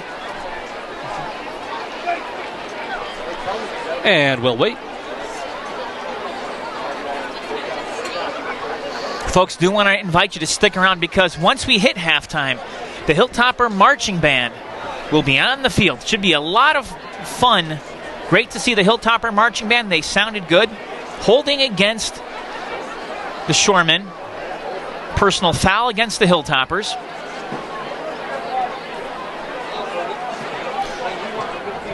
I was going to say, so that should offset, right? We should be done, no? It should offset. Yeah.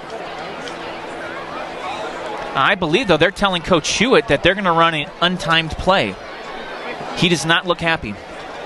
Okay, again, I'm not 100% up on all the scenarios here. Those penalties holding Avon Lake. And the officials are huddled up talking again. Personal foul, Chardon.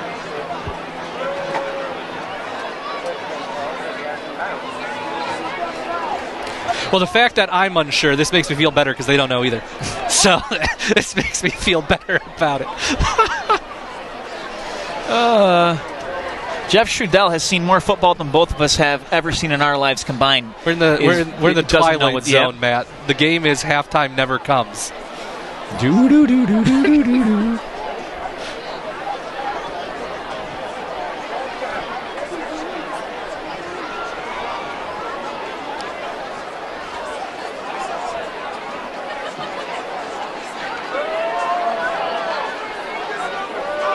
All right, so they do get an untimed down. Yep.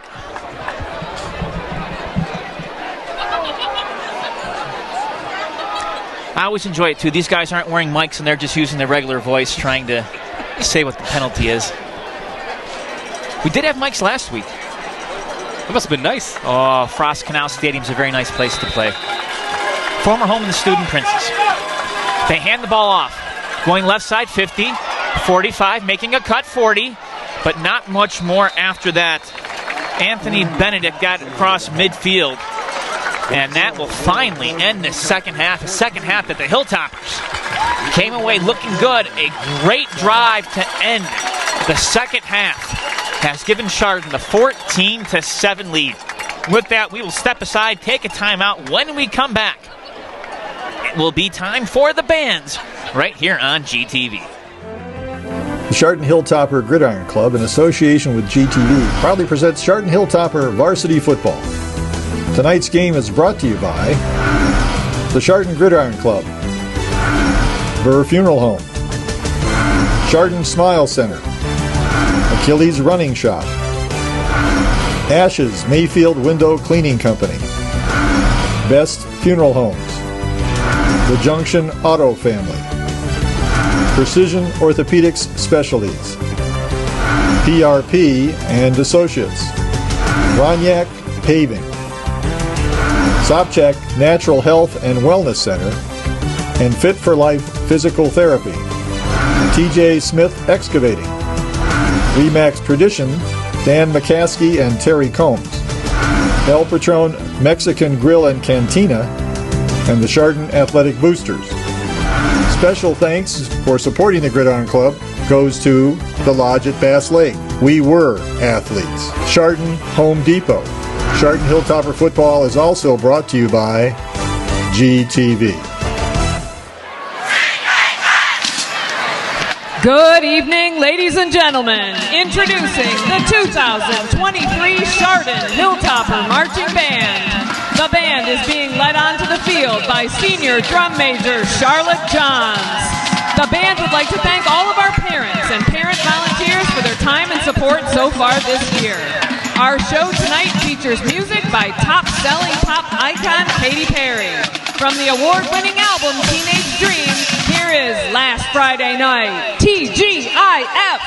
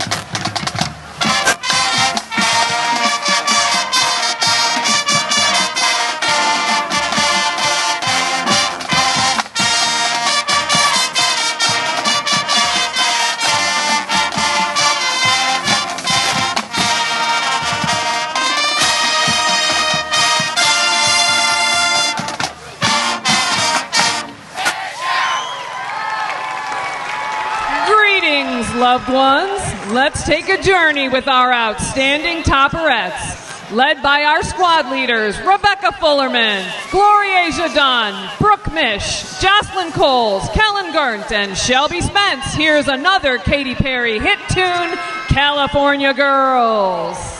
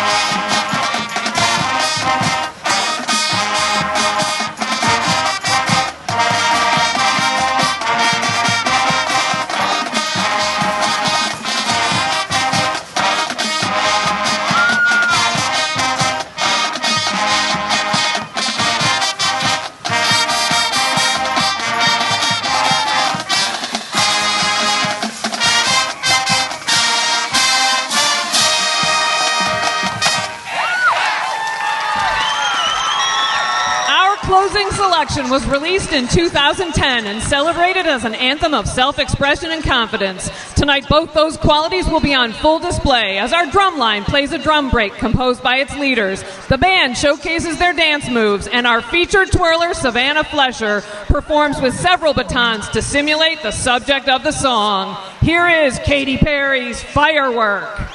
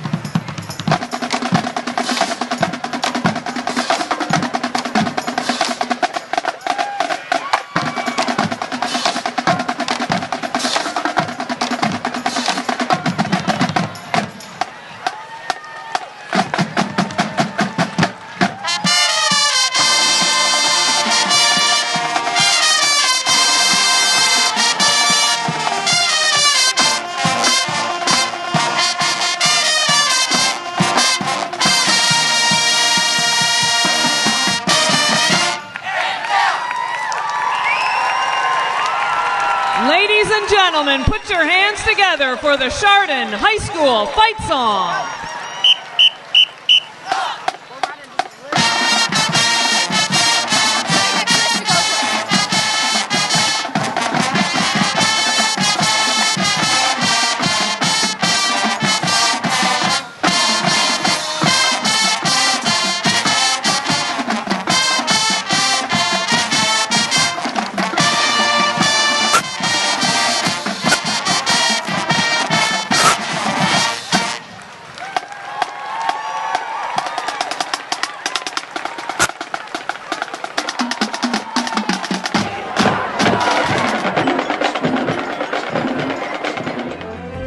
The Chardon Hilltopper Gridiron Club, in association with GTV, proudly presents Chardon Hilltopper Varsity Football. Tonight's game is brought to you by the Chardon Gridiron Club, Burr Funeral Home, Chardon Smile Center, Achilles Running Shop, Ashes Mayfield Window Cleaning Company, Best Funeral Homes, The Junction Auto Family, Precision Orthopedics Specialties, PRP and Associates, Ronyak Paving, Sopchak Natural Health and Wellness Center, and Fit for Life Physical Therapy, TJ Smith Excavating, Remax Tradition, Dan McCaskey and Terry Combs, El Patron Mexican Grill and Cantina, and the Chardon Athletic Boosters. Special thanks for supporting the Gridiron Club goes to the Lodge at Bass Lake, We Were Athletes, Chardon Home Depot. Chardon Hilltopper Football is also brought to you by GTV. Welcome back, everyone. Chardon Memorial, Matt Jaworski, Ryan Radke with you as we get you set for the start of the third quarter here in this one. Hilltoppers up on top by a score 14-7. And Ryan, you got to think the Hilltoppers taking a ton of momentum into the locker room, looking to build off of that now coming off to start this third quarter. Yeah, and this is going to be a big drive to set the tone for this half here. The Shoremen have the football to start the second half. Now, we saw after the first time the Hilltoppers scored, the Shoremen were able to come right back, answer, score, tie the game at 7. So now the question becomes, can the Shoremen respond again, or can the Hilltopper defense come out, get a stop, get that offense back out there, and really start to pull away here? 2-0, Avon Lake will get the kick. They'll take it near the 10. Making their way up near the 15. I believe that might have been Anthony Benedict on the return. Well, you look at this one, and Hilltoppers have outgained the Shoremen 184-153. Avon Lake, though, has had some success in the passing game, including an 86-yard touchdown reception. They've struggled, though, like West G and Tiffin Columbian, to run the football so far. Obfelter going to throw it. Has a man, 40. Stutter step, 45, 50, and knocked out of bounds shy of the 45-yard line.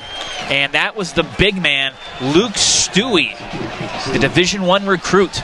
And you saw a nice job by Stewie there as he was able to get the defender turned around to pick up some space. And a good job there by the QB to hit him and able to get a big first down. So, when Avon Lake has had their success, it's been on big passing plays, and there's a big passing play right there to get him out to midfield. Quarterback Alex Offelter from the gun. Going to send two men to the right, one to the left. Back behind him. He will hand it off. And fighting for some yardage across the line of scrimmage out near the 46-yard line. So, nice little run there. Gain of just 2 on that play. 2nd and 8 from the Hilltopper 46. Alex Offelter will now put Wade Nelson at his hip, dropping back to pass, looking over the field, has some time, going to throw down the middle, looking, and it is caught for a big first down. He went back to his big target, Luke Stewie. Well, and Stewie made a play that time. Falter got that ball up there, and Stewie just ran to it, able to sneak behind the defense and dive in there with the big catch. So the Shoremen, again, like we talked about last time the Hilltoppers scored, the Shoremen responded. Here they are knocking on the door again. Stewie entering this game, 10 receptions, 194 yards. And he's made a couple of big catches here to start the third quarter. From the gun, they will hand the ball off. Nelson trying to make something happen. He's stopped, denied by the topper defect. Cianza Bello was in there. Saw Beckett Dotson, Austin Green, a lot of black jerseys. Alexander Ash. Just swarming to the football there. We've talked about it. The run defense is good. And they get there again. They push that back 2 yards on the Shoremen, who are now facing a 2nd and goal from the 12. Well, it's the one thing the Hilltoppers have done is they have limited this rushing attack by Avon Lake, who coming in had over 300 yards on the ground in their first 2 games of the year. Offelter feeling some pressure, stepping up in the pocket. He's going to be brought down. That time Green got to him. Too much pressure. He's able to step in around the initial rush, but that pocket was just collapsing on him. He got surrounded by black jerseys, and another sack for this Hilltopper defense. It's been a theme of the night. The Hilltopper defense keeps getting big sacks at the right time. Well, how key is it with this Chardon defense, the way that they've been giving up yardage, to get to the QB to prevent those passes from happening? That's huge, and they brought the pressure that time. They were able to get the big stop. Offelter really never even had a chance to survey the field. He was under duress from the snap. It's what didn't happen last week in that game against the Tornadoes. We're seeing some great pressure in this one. 3rd and 16, Offelter again stepping up the pocket over the middle. Ball's knocked away, incomplete. Braden Morena with some tight coverage. Well, the coverage was good in the secondary. The pressure was great. Offelter threw that one under duress. And good job in coverage as well, but nice play there by the Hilltoppers. Again, Offelter not able to get comfortable to make that throw. Ian Walsh has made 1 field goal on the year. He's 1 of 4 from 22 yards out. This one will be a 33-yard attempt from the right hash mark. Good snap, kick is up, it is underway, and it is good. So the Shoremen cut into the Hilltoppers' lead here to start the third. Well, tonight's special cable cast is funded by your cable subscriber franchise fees, and we'd like to again extend thanks to all the GTV funding communities, including those not funding tonight's contest, for their year-round support. They are Chardon Township, Middlefield Village, Munson Township, and partially funded by the City of Chardon. Thanks again for supporting GTV, and thanks to all our viewers for the support. So the Shoremen get down the field and get points. That's a win for the Hilltoppers defense, though. The Shoremen got the 1st and goal at the 10, and Chardon kept sending them the wrong direction until they had to kick it away. Toppers will gladly trade touchdowns for field goals.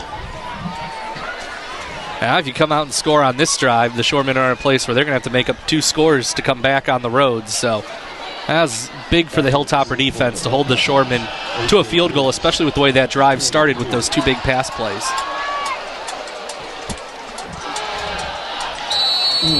Ian Walsh ready to kick this off. Good kick.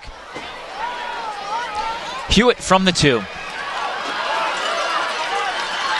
Looking, nice cut across the 20-25, and Caleb goes down just past the 25-yard line.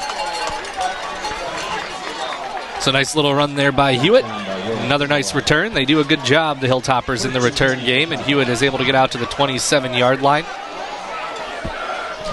Now let's see what this Hilltopper offense does now. They had a amazing drive to end the second quarter. It was quite a drive indeed.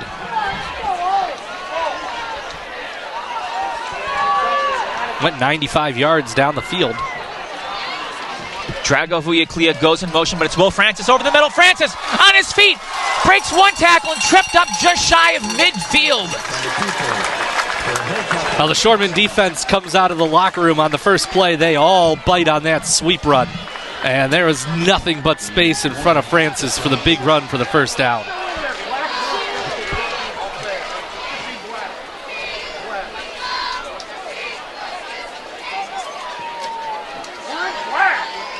Caleb coming in, a little bit of confusion who's coming off. It's Drago.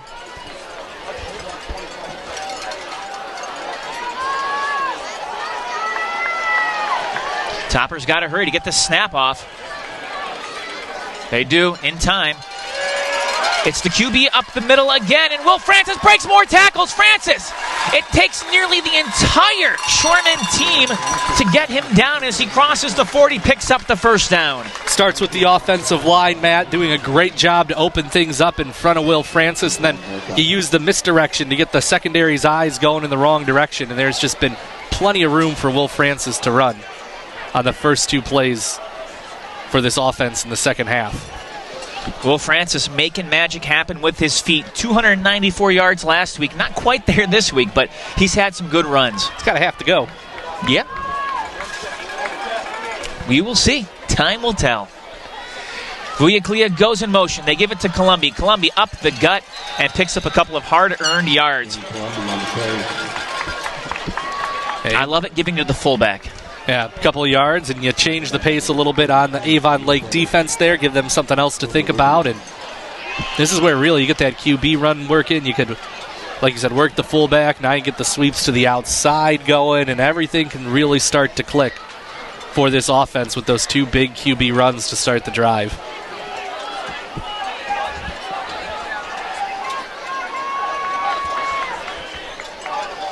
Francis sends A.J. Bruce in motion. The give is to Bruce. Bruce trying to get around the outside, makes a cut. Bruce going to be pushed out of bounds near the 37-yard line. Pickup of just a couple on that run. Hilltoppers have had a tough time containing the outside tonight.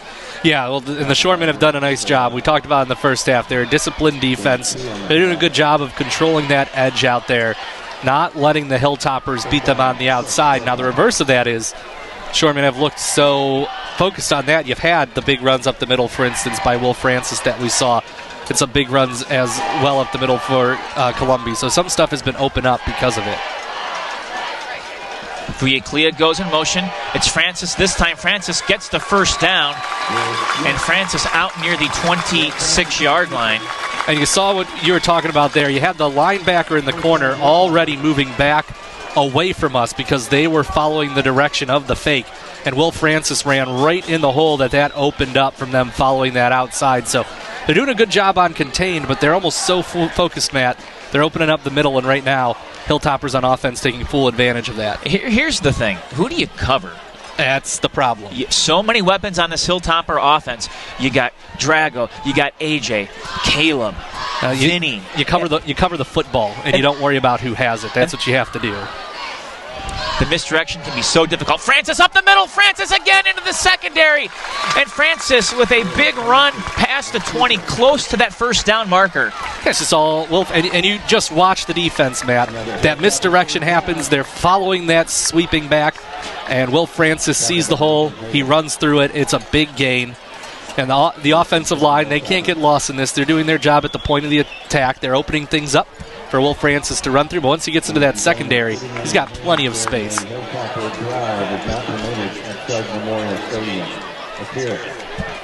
So 1st and 10 from the 17.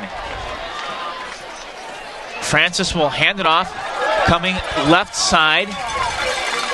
That, I think, was Drago. It was. So Vuyaclia, the nice run, going left. And every time you had faked on this drive, you went right. Now the one time you actually do it, you go left. Vuyaclia goes left. He had some nice space to run with. And this is an offense that's clicking right now, Matt. Yeah, we don't talk a lot about Drago. It's not that he doesn't do a good job, but he's kind of an afterthought in this whole offense where in a lot of other teams, he's the number one running back. Isn't that always the case at Chardon? They always got guys who are number one running back on a lot of other teams, and they've got 4 of them. Toppers again and go left side. Are they in? Yes, they are. Touchdown Toppers from 10 yards out.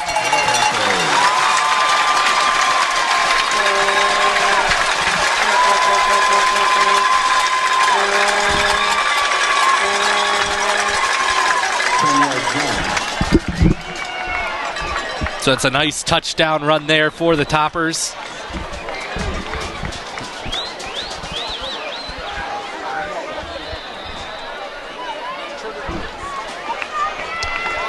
Ostrich out to attempt the PAT.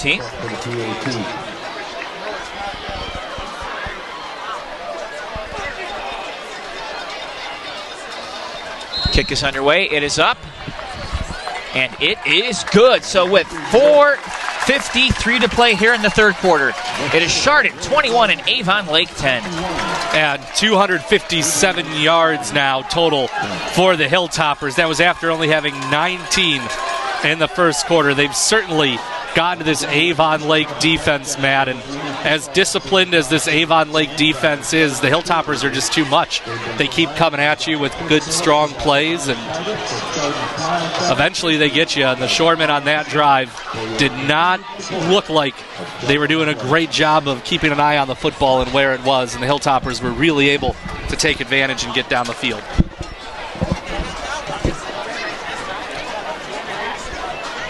21-10 is the score. Hilltoppers starting to open some things up here, and this is what you expect out of this offense.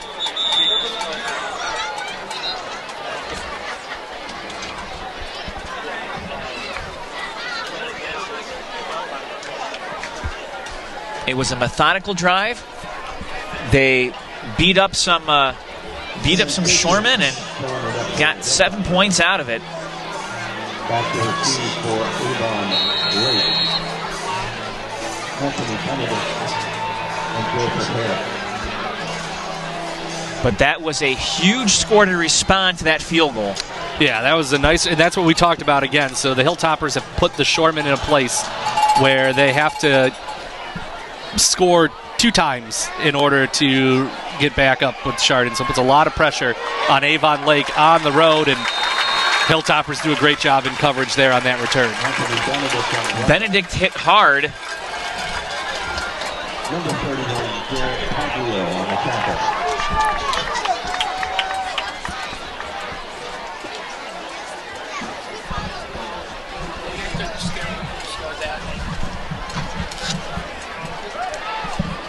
.446 to go here in the third quarter. Toppers 21, Avon Lake 10.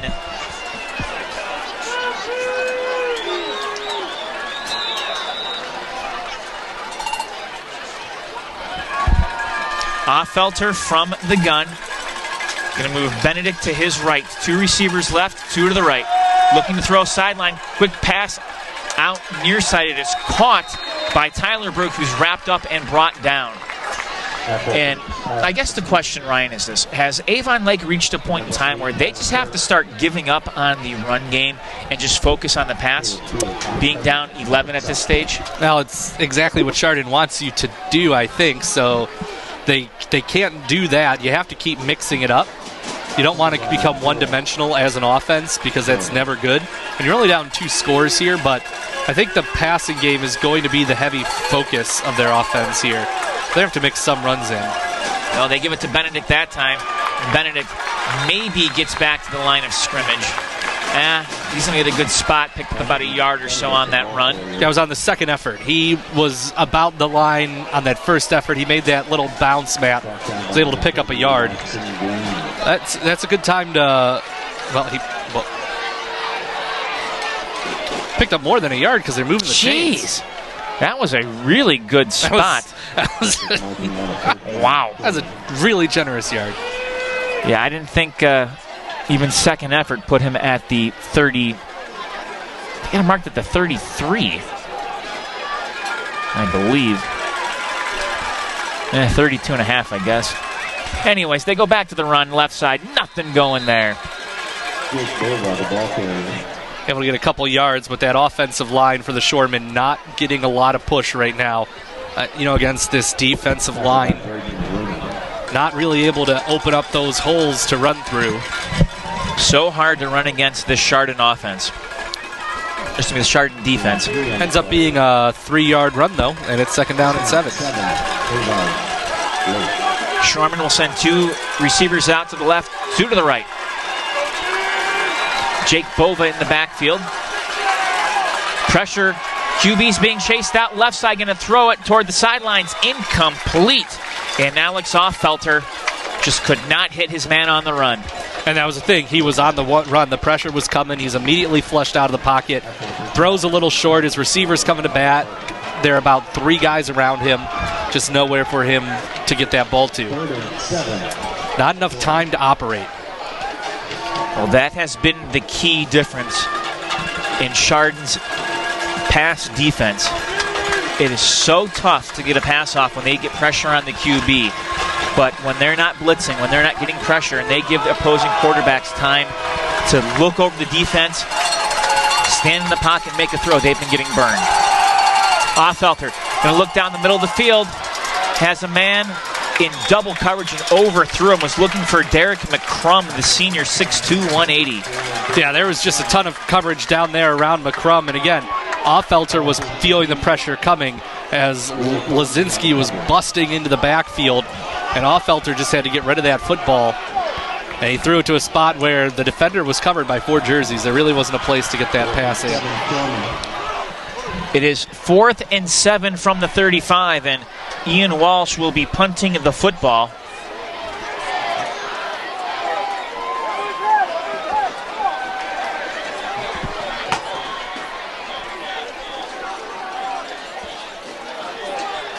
Chardon to bring a little bit of pressure, but nothing too crazy. Bruce backing up from just outside the 11, and he is brought down right there. Tremendous coverage by the Shoreman. Give That's Michael Pace. Michael Pace, the linebacker, some credit. Yeah, Michael Pace does a nice job getting in there again because A.J. Bruce, usually if he makes a step to the right of a guy, he runs past him, and Pace somehow was able to stay in front of him and bring him down. 2:27 to go here in the third. Toppers 21, Avon Lake 10. Chardon will start 1st and 10 from their own 12, working their way right to left. Francis going to keep it, cuts in between the tackles, and Francis brought down after a gain of maybe a yard. Wanted to get to the outside. He saw that wasn't going to happen, so he instead, to try to take some positive yards, jumped back to the inside, but Shoreman there on defense able to get the stop. That's Tyler Burke with the stop. And, one thing you notice when you watch these Shoremen, you see Burke out there, you see Luke Stewie out there. These guys are running 25 yards down the field on every offensive play, and then they're right back out there on the defensive side of the football. And you wonder how that adds up when you're trying to stop an offense like the Hilltoppers. Derek McCrum showed blitz. Now he's going to back it off. Bruce going in motion, and the ball will go right side. Flag coming out. That's not a good flag for the Hilltoppers. And Bruce took that sweep run, but there's going to be a hold against the Hilltoppers.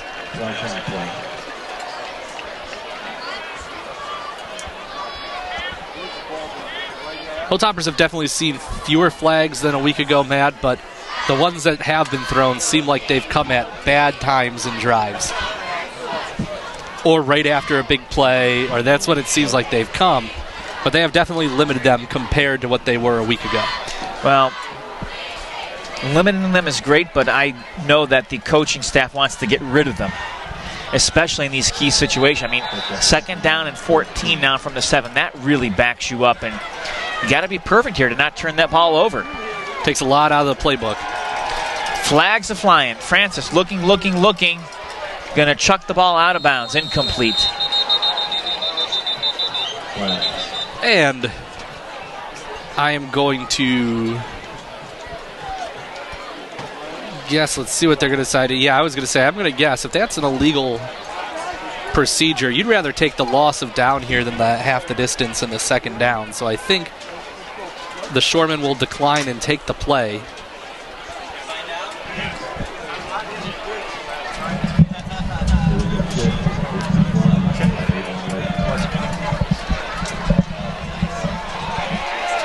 third down and 14.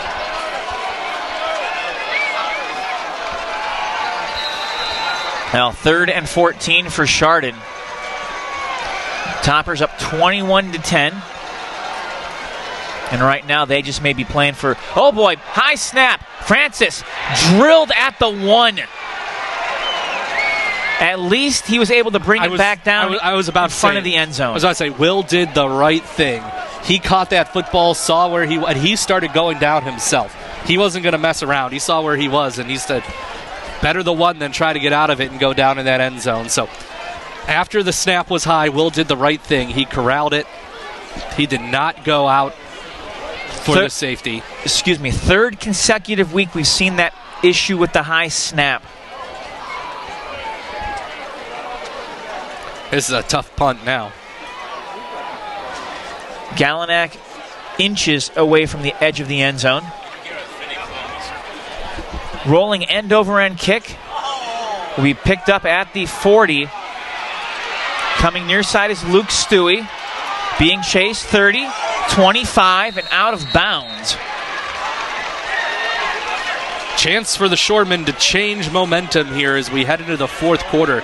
This really felt like a game where the Hilltoppers were getting ready to take control. But again, starts out when the Shoremen get a big play on the return, and then the Hilltoppers commit a penalty and set themselves back.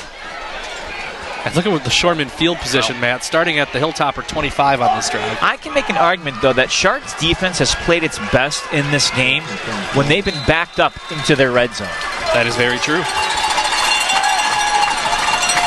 Alex Offelter from the gun. 2 receivers on each side. Chardon going to bring some blitz. They're going to throw over the middle. It's caught by Luke Stewie across the 15-yard line. Will be close to a 1st down. This is going to depend on the spot. Well, similar to a play we saw them run in the first half. They didn't get as many yards on it, but that's the same idea. The blitz is going to come in. You're going to have the secondary dropping back. So you're going to run a guy with a route in the middle and get it into a soft coverage there to get to get 9 yards. They were close to the 1st down. They didn't quite get there, but you got a positive play and a high percentage throw for your quarterback heading into the 4th quarter. With that, the clock has struck 0. We're going to take a timeout. When we come back, 4th quarter action for you. This one here on GTV.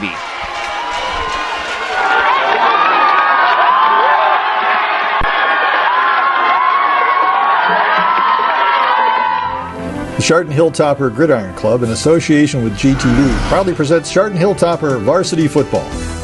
Tonight's game is brought to you by the Chardon Gridiron Club, Burr Funeral Home, Chardon Smile Center, Achilles Running Shop, Ashes Mayfield Window Cleaning Company, Best Funeral Homes, The Junction Auto Family, Precision Orthopedics Specialties, PRP and Associates, Roniak Paving, Sopchak Natural Health and Wellness Center, and Fit for Life Physical Therapy, TJ Smith Excavating, Remax Tradition, Dan McCaskey and Terry Combs, El Patron Mexican Grill and Cantina, and the Chardon Athletic Boosters. Special thanks for supporting the Gridiron Club goes to the Lodge at Bass Lake, WeWereAthletes, Chardon Home Depot. Chardon Hilltopper Football is also brought to you by GTV.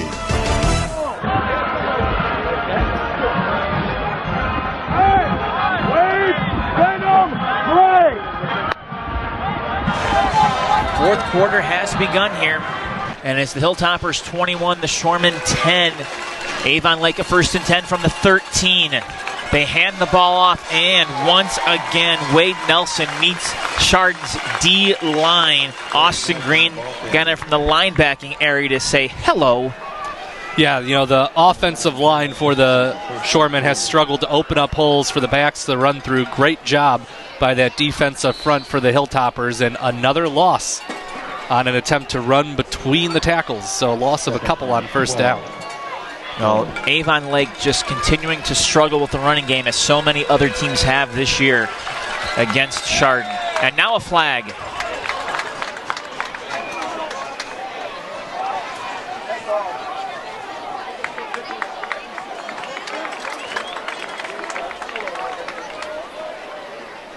dead ball penalty on Avon Lake. Goes against the Shoremen. Yeah, it'll be a dead ball penalty, not prior to the snap.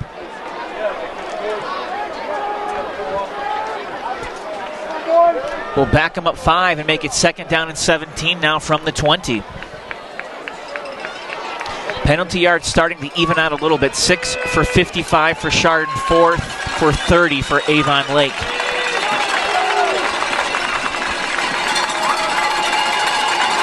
Offelter gets the snap. We'll hand it off. Another flag comes out, racing forward and picking up some decent yardage was Nelson, but it's a false start against the Shoremen. Illegal procedure against the Shoremen. So, push them back 5 more. Now they're going to be facing 2nd down and 22. Boy, the way you did that math, you'd like to be my accountant. You don't want that.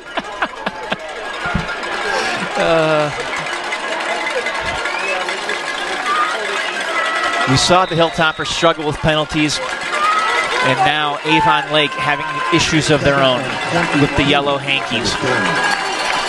2nd and 22, and the Topper faithful making some noise. You can hear the cowbell. They go to Nelson again, falling forward toward the 20. He'll pick up some lost yardage, but bring up 3rd down and long. A nice job that time by that Shoreman offensive line, able to open up a hole for him to dive through. And like you said, you pick up some yardage. You figure you got 2 plays here if you're the Shoreman. Well, you have to wonder, too, if Mark Kostelnik might be thinking, just get myself in field goal range, kick a field goal, and then it's a touchdown game still if you can make the 2-pointer. Of course, Hilltoppers gave up 2 2-pointers last week. Offelter looking over the field, going to throw toward the end zone. Ball up in the air. It's knocked away. It's incomplete. No flags. Out of the hands of the intended receiver. They were looking for Derek McCrum. And McCrum was able to get up there and get hands on it, but he had no chance of controlling it. There were too many Hilltoppers in the area for him to be able to make a great catch, but he's 6'2", and he almost went up there and got that one. So Ian Walsh out to attempt another field goal. He was good on a 33-yarder to start this 3rd quarter. This is a 35-yarder now.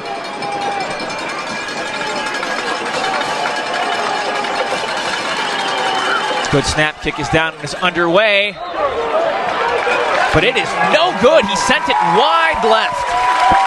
Came in 1 of 4 on the season on field goals, Matt. He's 1 of 2 today, putting him at 2 of 6 now. So that was a long one. He just didn't quite get the angle down. So that's a big stop again for the Hilltopper defense. And as you mentioned, it seemed like when they get backed up against the end zone, that's when they do the best work. That drive started on the 25 for the Shoremen, and they were only able to, by the time the penalties and everything were done, pick up 5 yards net on that drive before turning it over.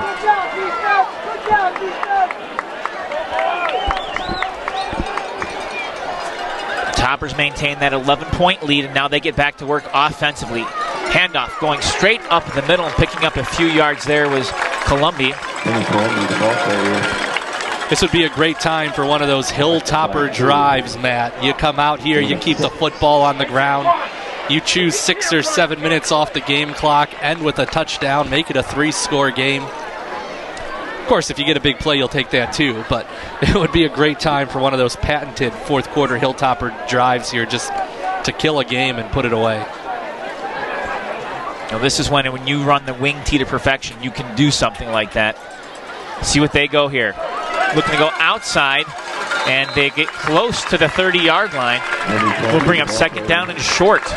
Vinny Columbia on a nice run there, taking that hand off and going to the outside, and they do get enough for the 1st down. So from where we're sitting at that part of the field, we must have a bad angle, Matt, because we're not seeing where the ball gets to, but it was enough for a 1st down. I'm going to go with Move that. those chains. So it's not the gaudy performance that we saw last week, but I got to tell you what, it is a cleaner performance, which is huge considering that this is a very good team from Division II Region 6. Toppers in a running right side. Will Francis has running room. Makes a cut midfield. He has one blocker. Across the 30. Francis into the end zone. Touchdown Toppers. 70 yards for the Chardon senior. The blocker at the end was another senior, Charlie Brock, taking out the last defender. Will Francis, they faked a run in the same direction they ran the last one for. And again, we talked about it. You could see those linebackers biting on that fake. And then Will Francis comes back the other way. He gets into the secondary, only has one guy to beat. Brock throws the block for him, and he's into the end zone for a touchdown. And you didn't need to take 7 minutes off the game. The pressure's really on the Shoremen now. No, and you know what? Charlie Brock is one of those unsung heroes that we don't get to talk about too much. The ball doesn't come his way, but he does a fantastic job blocking and help sealing the ends. PAT is underway. It is up, and it is good. With 8:15 to play, the Hilltoppers jump out to a 28-10 lead. 70-yard touchdown run for Will Francis, and that was a great look there. Well, here's some information about Hilltopper football live streaming. GTV is not able to stream away games. The only games that can be streamed are home games and some playoff games. GTV does not have the budget to live stream the games. So the Hilltopper Gridiron Club has stepped up to pay the production costs through their solicitation for underwriters. The site to go to for live streaming of Hilltopper football is chardonathletics.org. There is a $10 subscription charge that goes to Chardon schools. Be sure to tune in each week for every home Hilltopper football game. Catch the live stream at chardonathletics.org.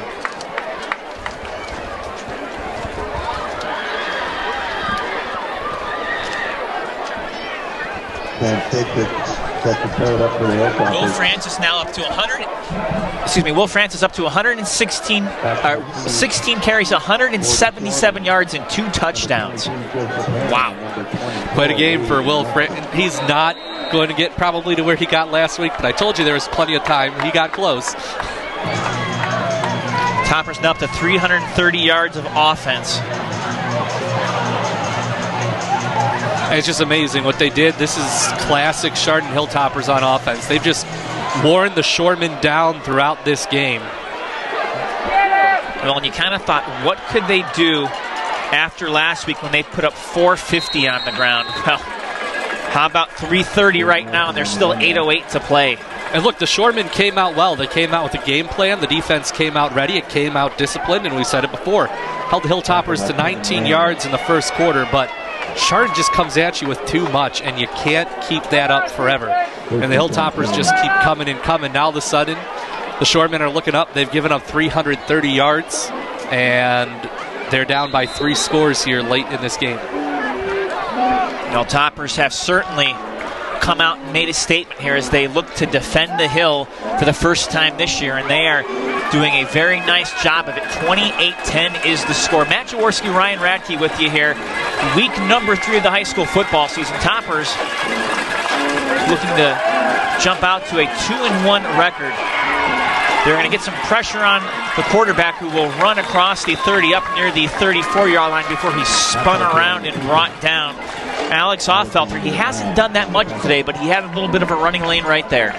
Yeah, he was able to get some space, pick up about 6 yards, but that's okay. It's a 3-score game. For the Hilltoppers, you'll let the quarterback run like that. That's fine. Second and 4, beg your pardon, for the Shoremen.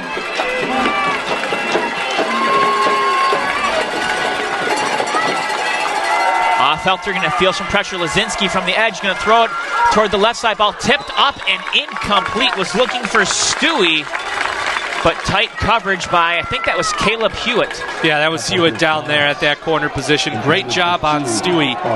And, not only has it been the Chardon offense that's made a statement, but the Chardon defense did too. Gave up a lot of yards in the pass against a really good quarterback last week, but they've come out here, they've gotten pressure on the quarterback. The coverage has been great. Right there, that's a D1 receiver that Caleb Hewitt was step for step with. So not only does the offense set something today, the defense has as well. Not only step for step, but he gives up 4 inches. He still made the play on that football.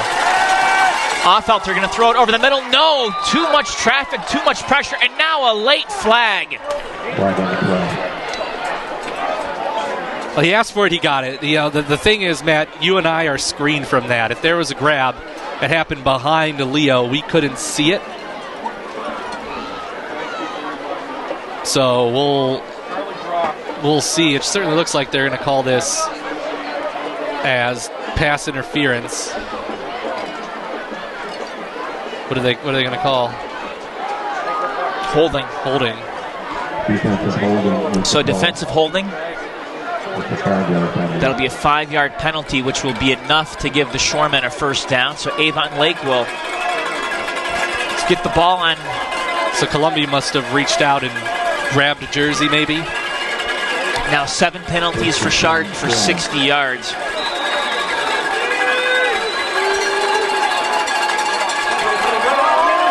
They'll run the ball left side, breaking one tackle, the 50, the 45, but not much more going on for Anthony Benedict. Ran into a wall of toppers right there to bring him down in that secondary. Brayton Morona helping on that stop. Still, the penalty keeps this drive alive here for the Shoremen. And again, it's a penalty at a very bad time when they come, and that's when they've come today, is at really bad times for the Hilltoppers. Shoreman going no huddle, quickly up to the line. High snap! It's over the head.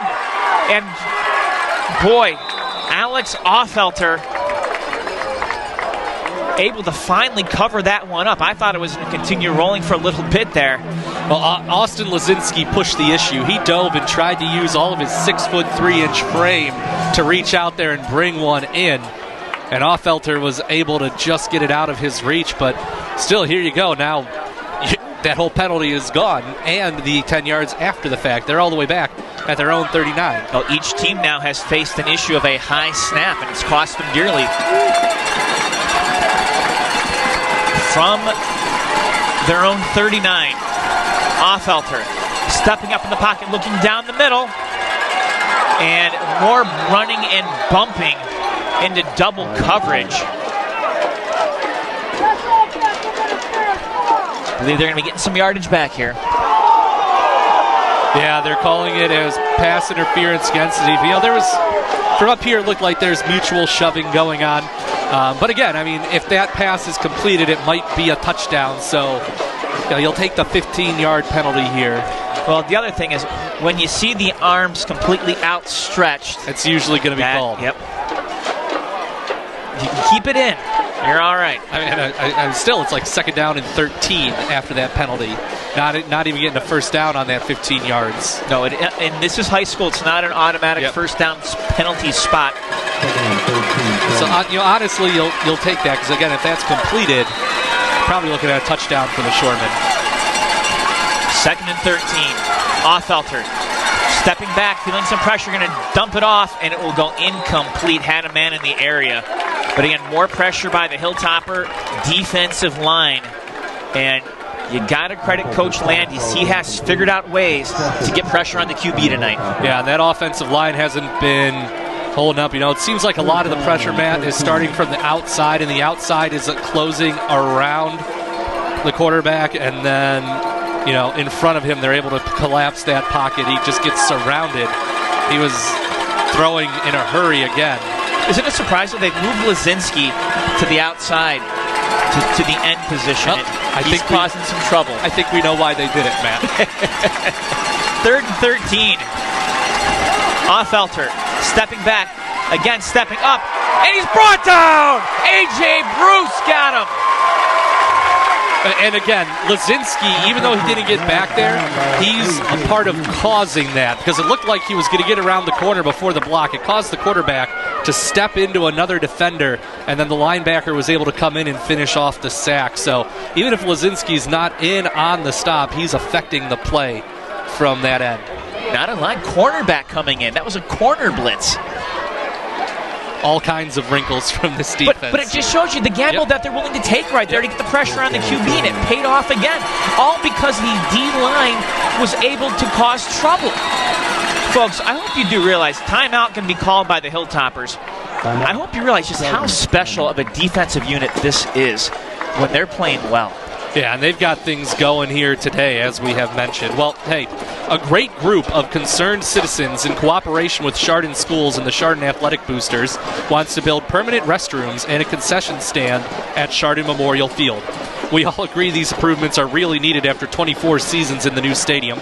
Donations, large and small, are needed. Be sure to check chardonathletics.org for details or call Terry Hegner at 440-226-6367. The plan is to have the new additions completed in time for next fall. So that would be a really great addition to Chardon Memorial Field. Good piece for the community as well.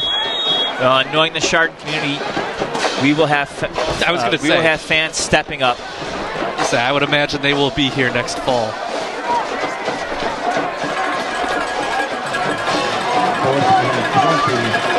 Fourth and 20 from the 47 coming off that timeout here.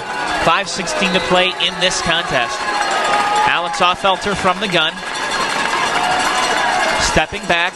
He has plenty of time. Now he's feeling some pressure. He's going to be hit as he throws the football, and it's out of bounds, incomplete. A flag just flew in from the back judge all the way back at the 25-yard line. I don't know if that pass was catchable. Flag on the play. Well, this has been quite a drive, hasn't it?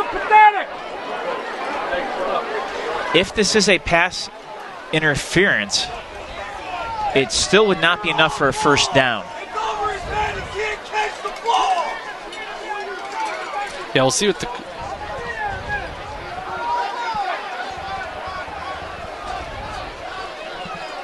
And it is a pass interference call, looked like I saw. Again, still not enough for the first down, but it keeps it alive here on fourth. This now opens things up for the Shoremen. They'll have a fourth down and 4th and 5? Yep. Again, this has been quite a drive. We've been bouncing back and forth on the field. Penalties one way, sacks another.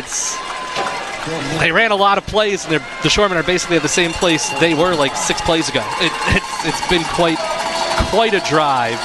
Now we're going to timeout.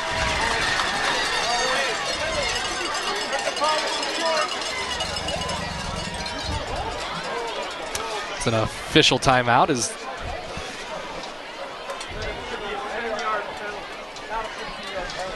What are they going to say now?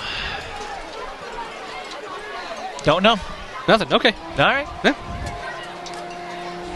So we had that. They just stopped it for no reason. I mean, the unfortunate thing for the Shoremen, if you're on the Shoremen sideline, like, you started your fourth down play before they blew it dead.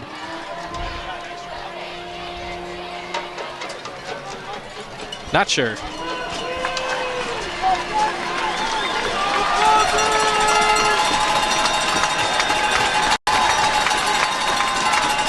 Felter looking right side, and it is caught racing down the sideline toward the 20, and the first down catch made by Carter Burke. Do or die play made there by a Hilltopper. Far side of the field, tough to pick up the number, but trying to go for the interception. Wasn't quite able to time it right, and so Burke was able to make the catch, and that pass interference call is able to move the chains for the Shoremen. And we've got a Hilltopper down on the field. I believe that is Maddox Ciancabello. Yes, he's being attended to. You've got some words for us, my friend? I do. GTV is on Roku and Apple TV, and you can also get it on your cell phone. That's right, iPhone or Android. Just look for the Cablecast app in your store, and you'll have GTV on your phone. Also, I have your phone out. Go to X. It's not Twitter anymore. It's X. And follow GTV on X for all the latest replay news and other important information. Follow GTV on X, and you'll have all the latest. Great news. Ciancabello able to get up and run off the field on his own power.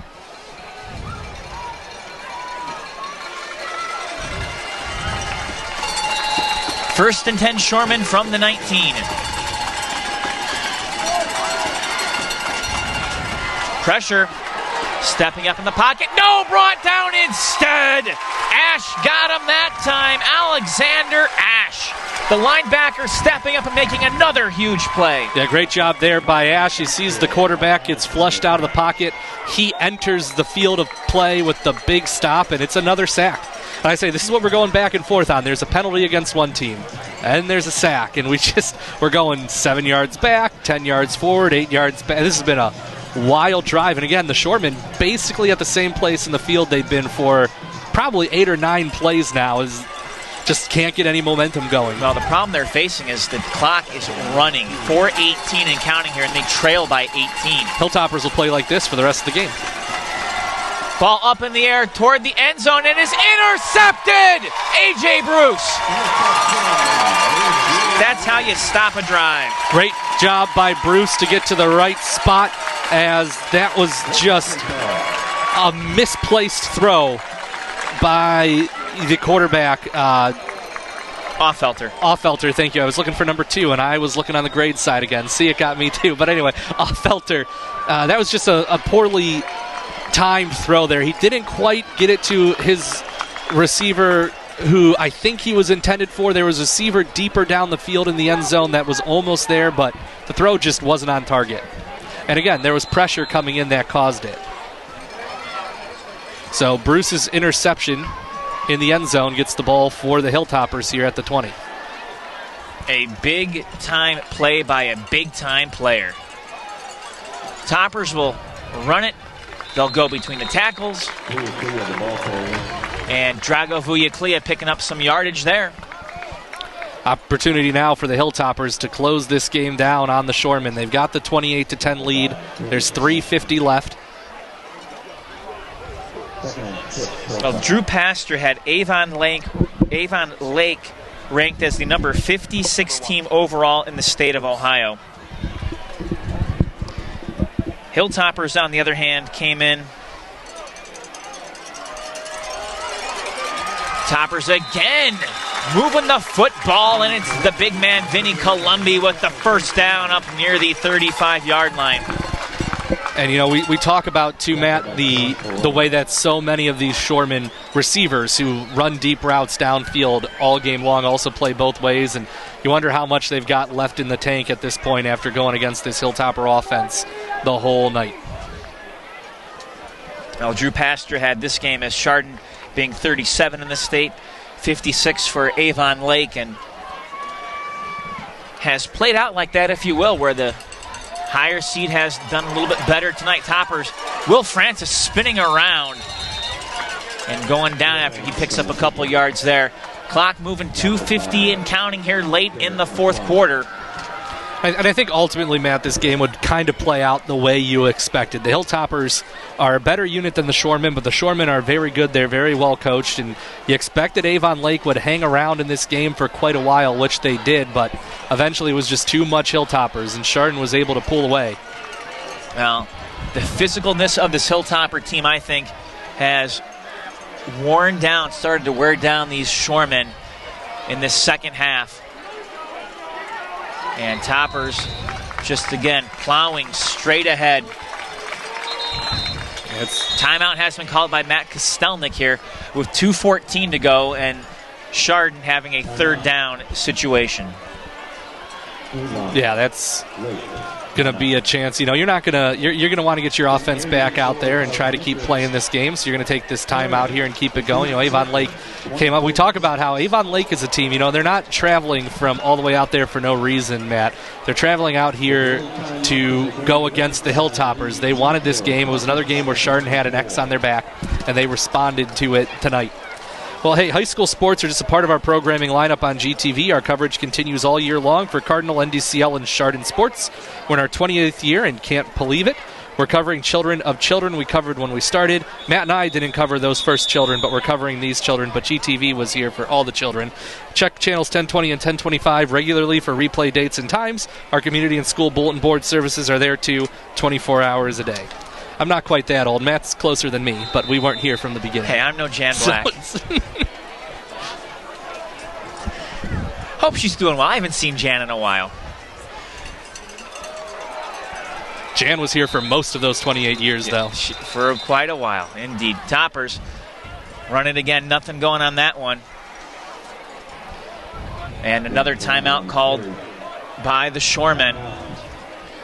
You look at the upcoming Hilltopper schedule, and it'll be a home game next week. St. Francis coming in from the state of New York.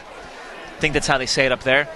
And then the following Friday, we're going down to the Columbus area. Bishop Watterson going to host the Hilltoppers. That game, I believe, is played at, Old Dominican College or Dominican College? Because Bishop Watterson does not have a home a stadium on their campus or at their school. So it gets played somewhere down there. Yes. So don't know if Old Dominican is the name of the school. I may be with the trucking company. Galenick going to punt it away. There's an Ohio Dominican, but I think that's in West Virginia. And there's an Old Dominion that's definitely not in Columbus. So I don't know. Then I don't know. Yeah, well, we'll figure it out. I was going by what one of my coworkers told me. We'll get there. He went to college down that way. We'll get there. The Columbus area. Nonetheless. We'll have an answer for you by the next broadcast. There you go. Well, we're going to have to figure out where to go. Well, we're home. We're home next week. There's no doubt about that. St. Francis. You get to Columbus, you'll find it. Don't worry. Shoreman will have 2 minutes and 1 second and one timeout to try to cut into this 28-10 Hilltopper lead here. Alex Offelter. He has had a rough day. Will drop back to pass again, and that play will end before it begins. Whistles are blowing, flags are flying. And it's an illegal procedure call against Avon Lake. Back them up 5 more yards. That's been the one thing about this game today is that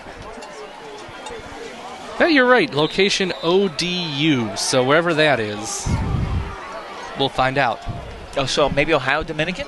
I thought, okay, I guess it is in Ohio. I guess I don't know where these schools are. You know what'll get me there? Waze. Offelter stepping up in the pocket, has a man on a crossing route. That is Tyler Burke near the 37-yard line. Gets him back to that original line of scrimmage, but for Avon Lake, the clock continues to run, and they've about run out of time. 1:40 in counting.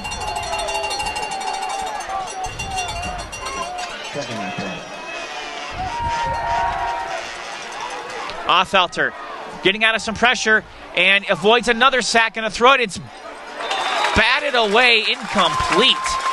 Tight coverage over on the far side by Braden. Good work there to get that stop and a little bit of a last gasp here for this Shoreman offense. Well, Marone has done a good job, and you got to give him credit. Doesn't get a lot of the recognition that some of the other guys do, but Braden stepped up and made a good stop that time. We'll bring up a 3rd and 10. Not the drama of last week, that's for sure. Run goes nowhere. Too many black jerseys on that one. A dominating performance tonight overall by the Hilltoppers against a team that's going to be one of the best in Division II, Region 6. So, yeah, their problem is just in Division II, you got Hoban. Yeah, well, and then their regular season too. This is a team that, if you think about their similar schedule to what Chardon does every year, they still got to play Olmsted Falls. They've still got to play Avon. They've got all these tough games remaining on their schedule. Berea, Mid-Park, Midview, Amherst, Elyria, Olmsted Falls, North Ridgeville, and they close out with Avon. That's always a fun matchup, those two rivals. Racing down the field across the 51st down for Jake Bova. Will temporarily stop the clock with 33 seconds left to go. But the fans sensing this one has about played itself out, starting to head out of Chardon Memorial. Got a feeling we're going to see a lot of them back here next week. And it was a great crowd tonight for the first home game of the year. They brought it. You had the youth sports night pregame, and Matt and I were looking on the field before the game, seeing all the youth sports teams out there and everyone on the field from the community. It was just like, this is what high school football is all about, and it was a great night in Chardon. A great night and a winning night for the Hilltoppers. They get back to the winning record. They are 2-1, and it's Avon's Lake first loss of the year. They will fall to 2-1 as well. But boy, some big computer points if things play the way they should for Chardon in this one. Oh yeah, absolutely. This game is a key matchup for both teams because the points are going to keep adding up after this for the Hilltoppers. This was big. It's only week 3, but big for seeding when you're coming down to the end of the year.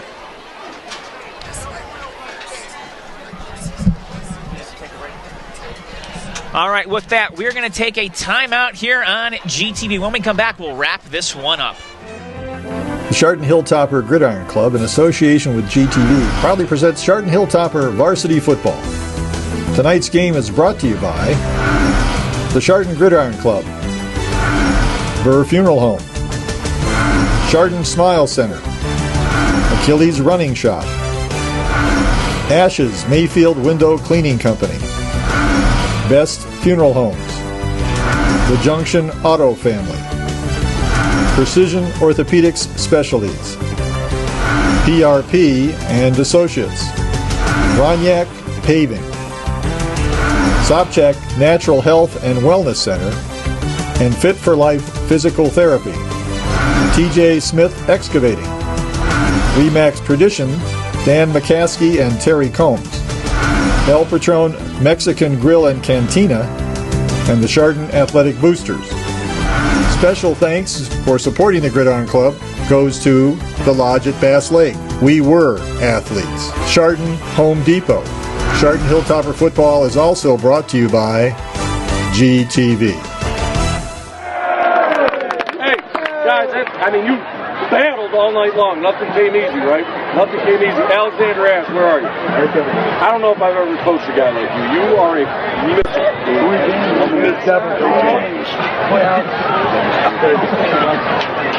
They coached back on a great call at halftime to go black. That first drive of the second half was epic. Here we come. What are you going to do with that? Great job.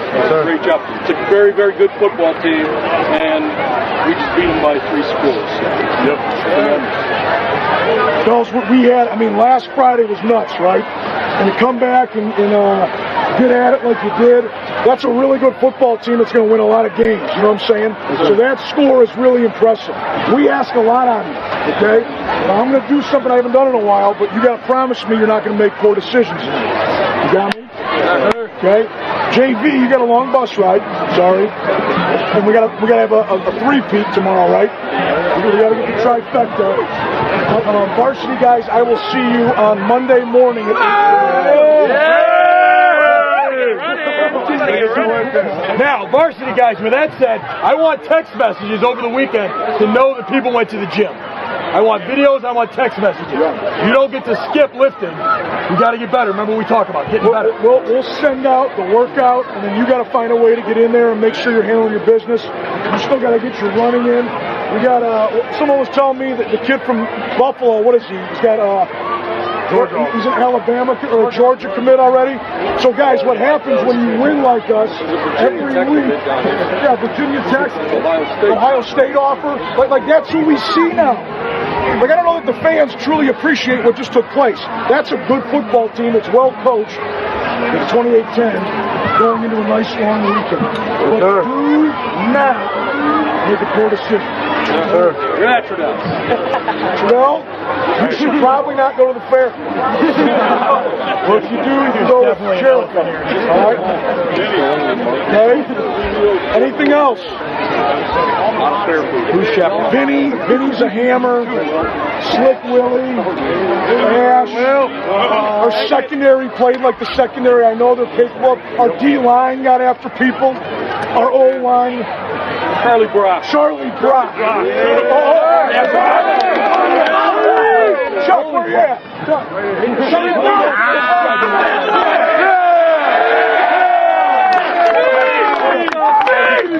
Charlie has never played the wing, so at halftime it said, Charlie, he's got a load on 88 low.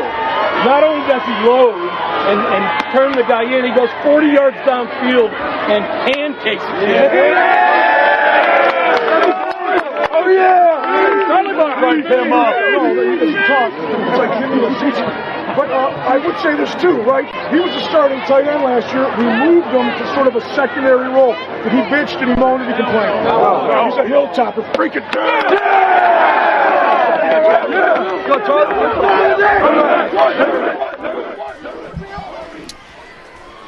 Well, what a job by the Chardon Hilltoppers, and you just heard Coach Mitch Hewitt there address the team. Big winners tonight, 28-10, the final score. And Ryan, you look at this one, and the Hilltoppers, I don't think you could have asked for much more from them on both sides of the football tonight. No, they came out, they played a big game.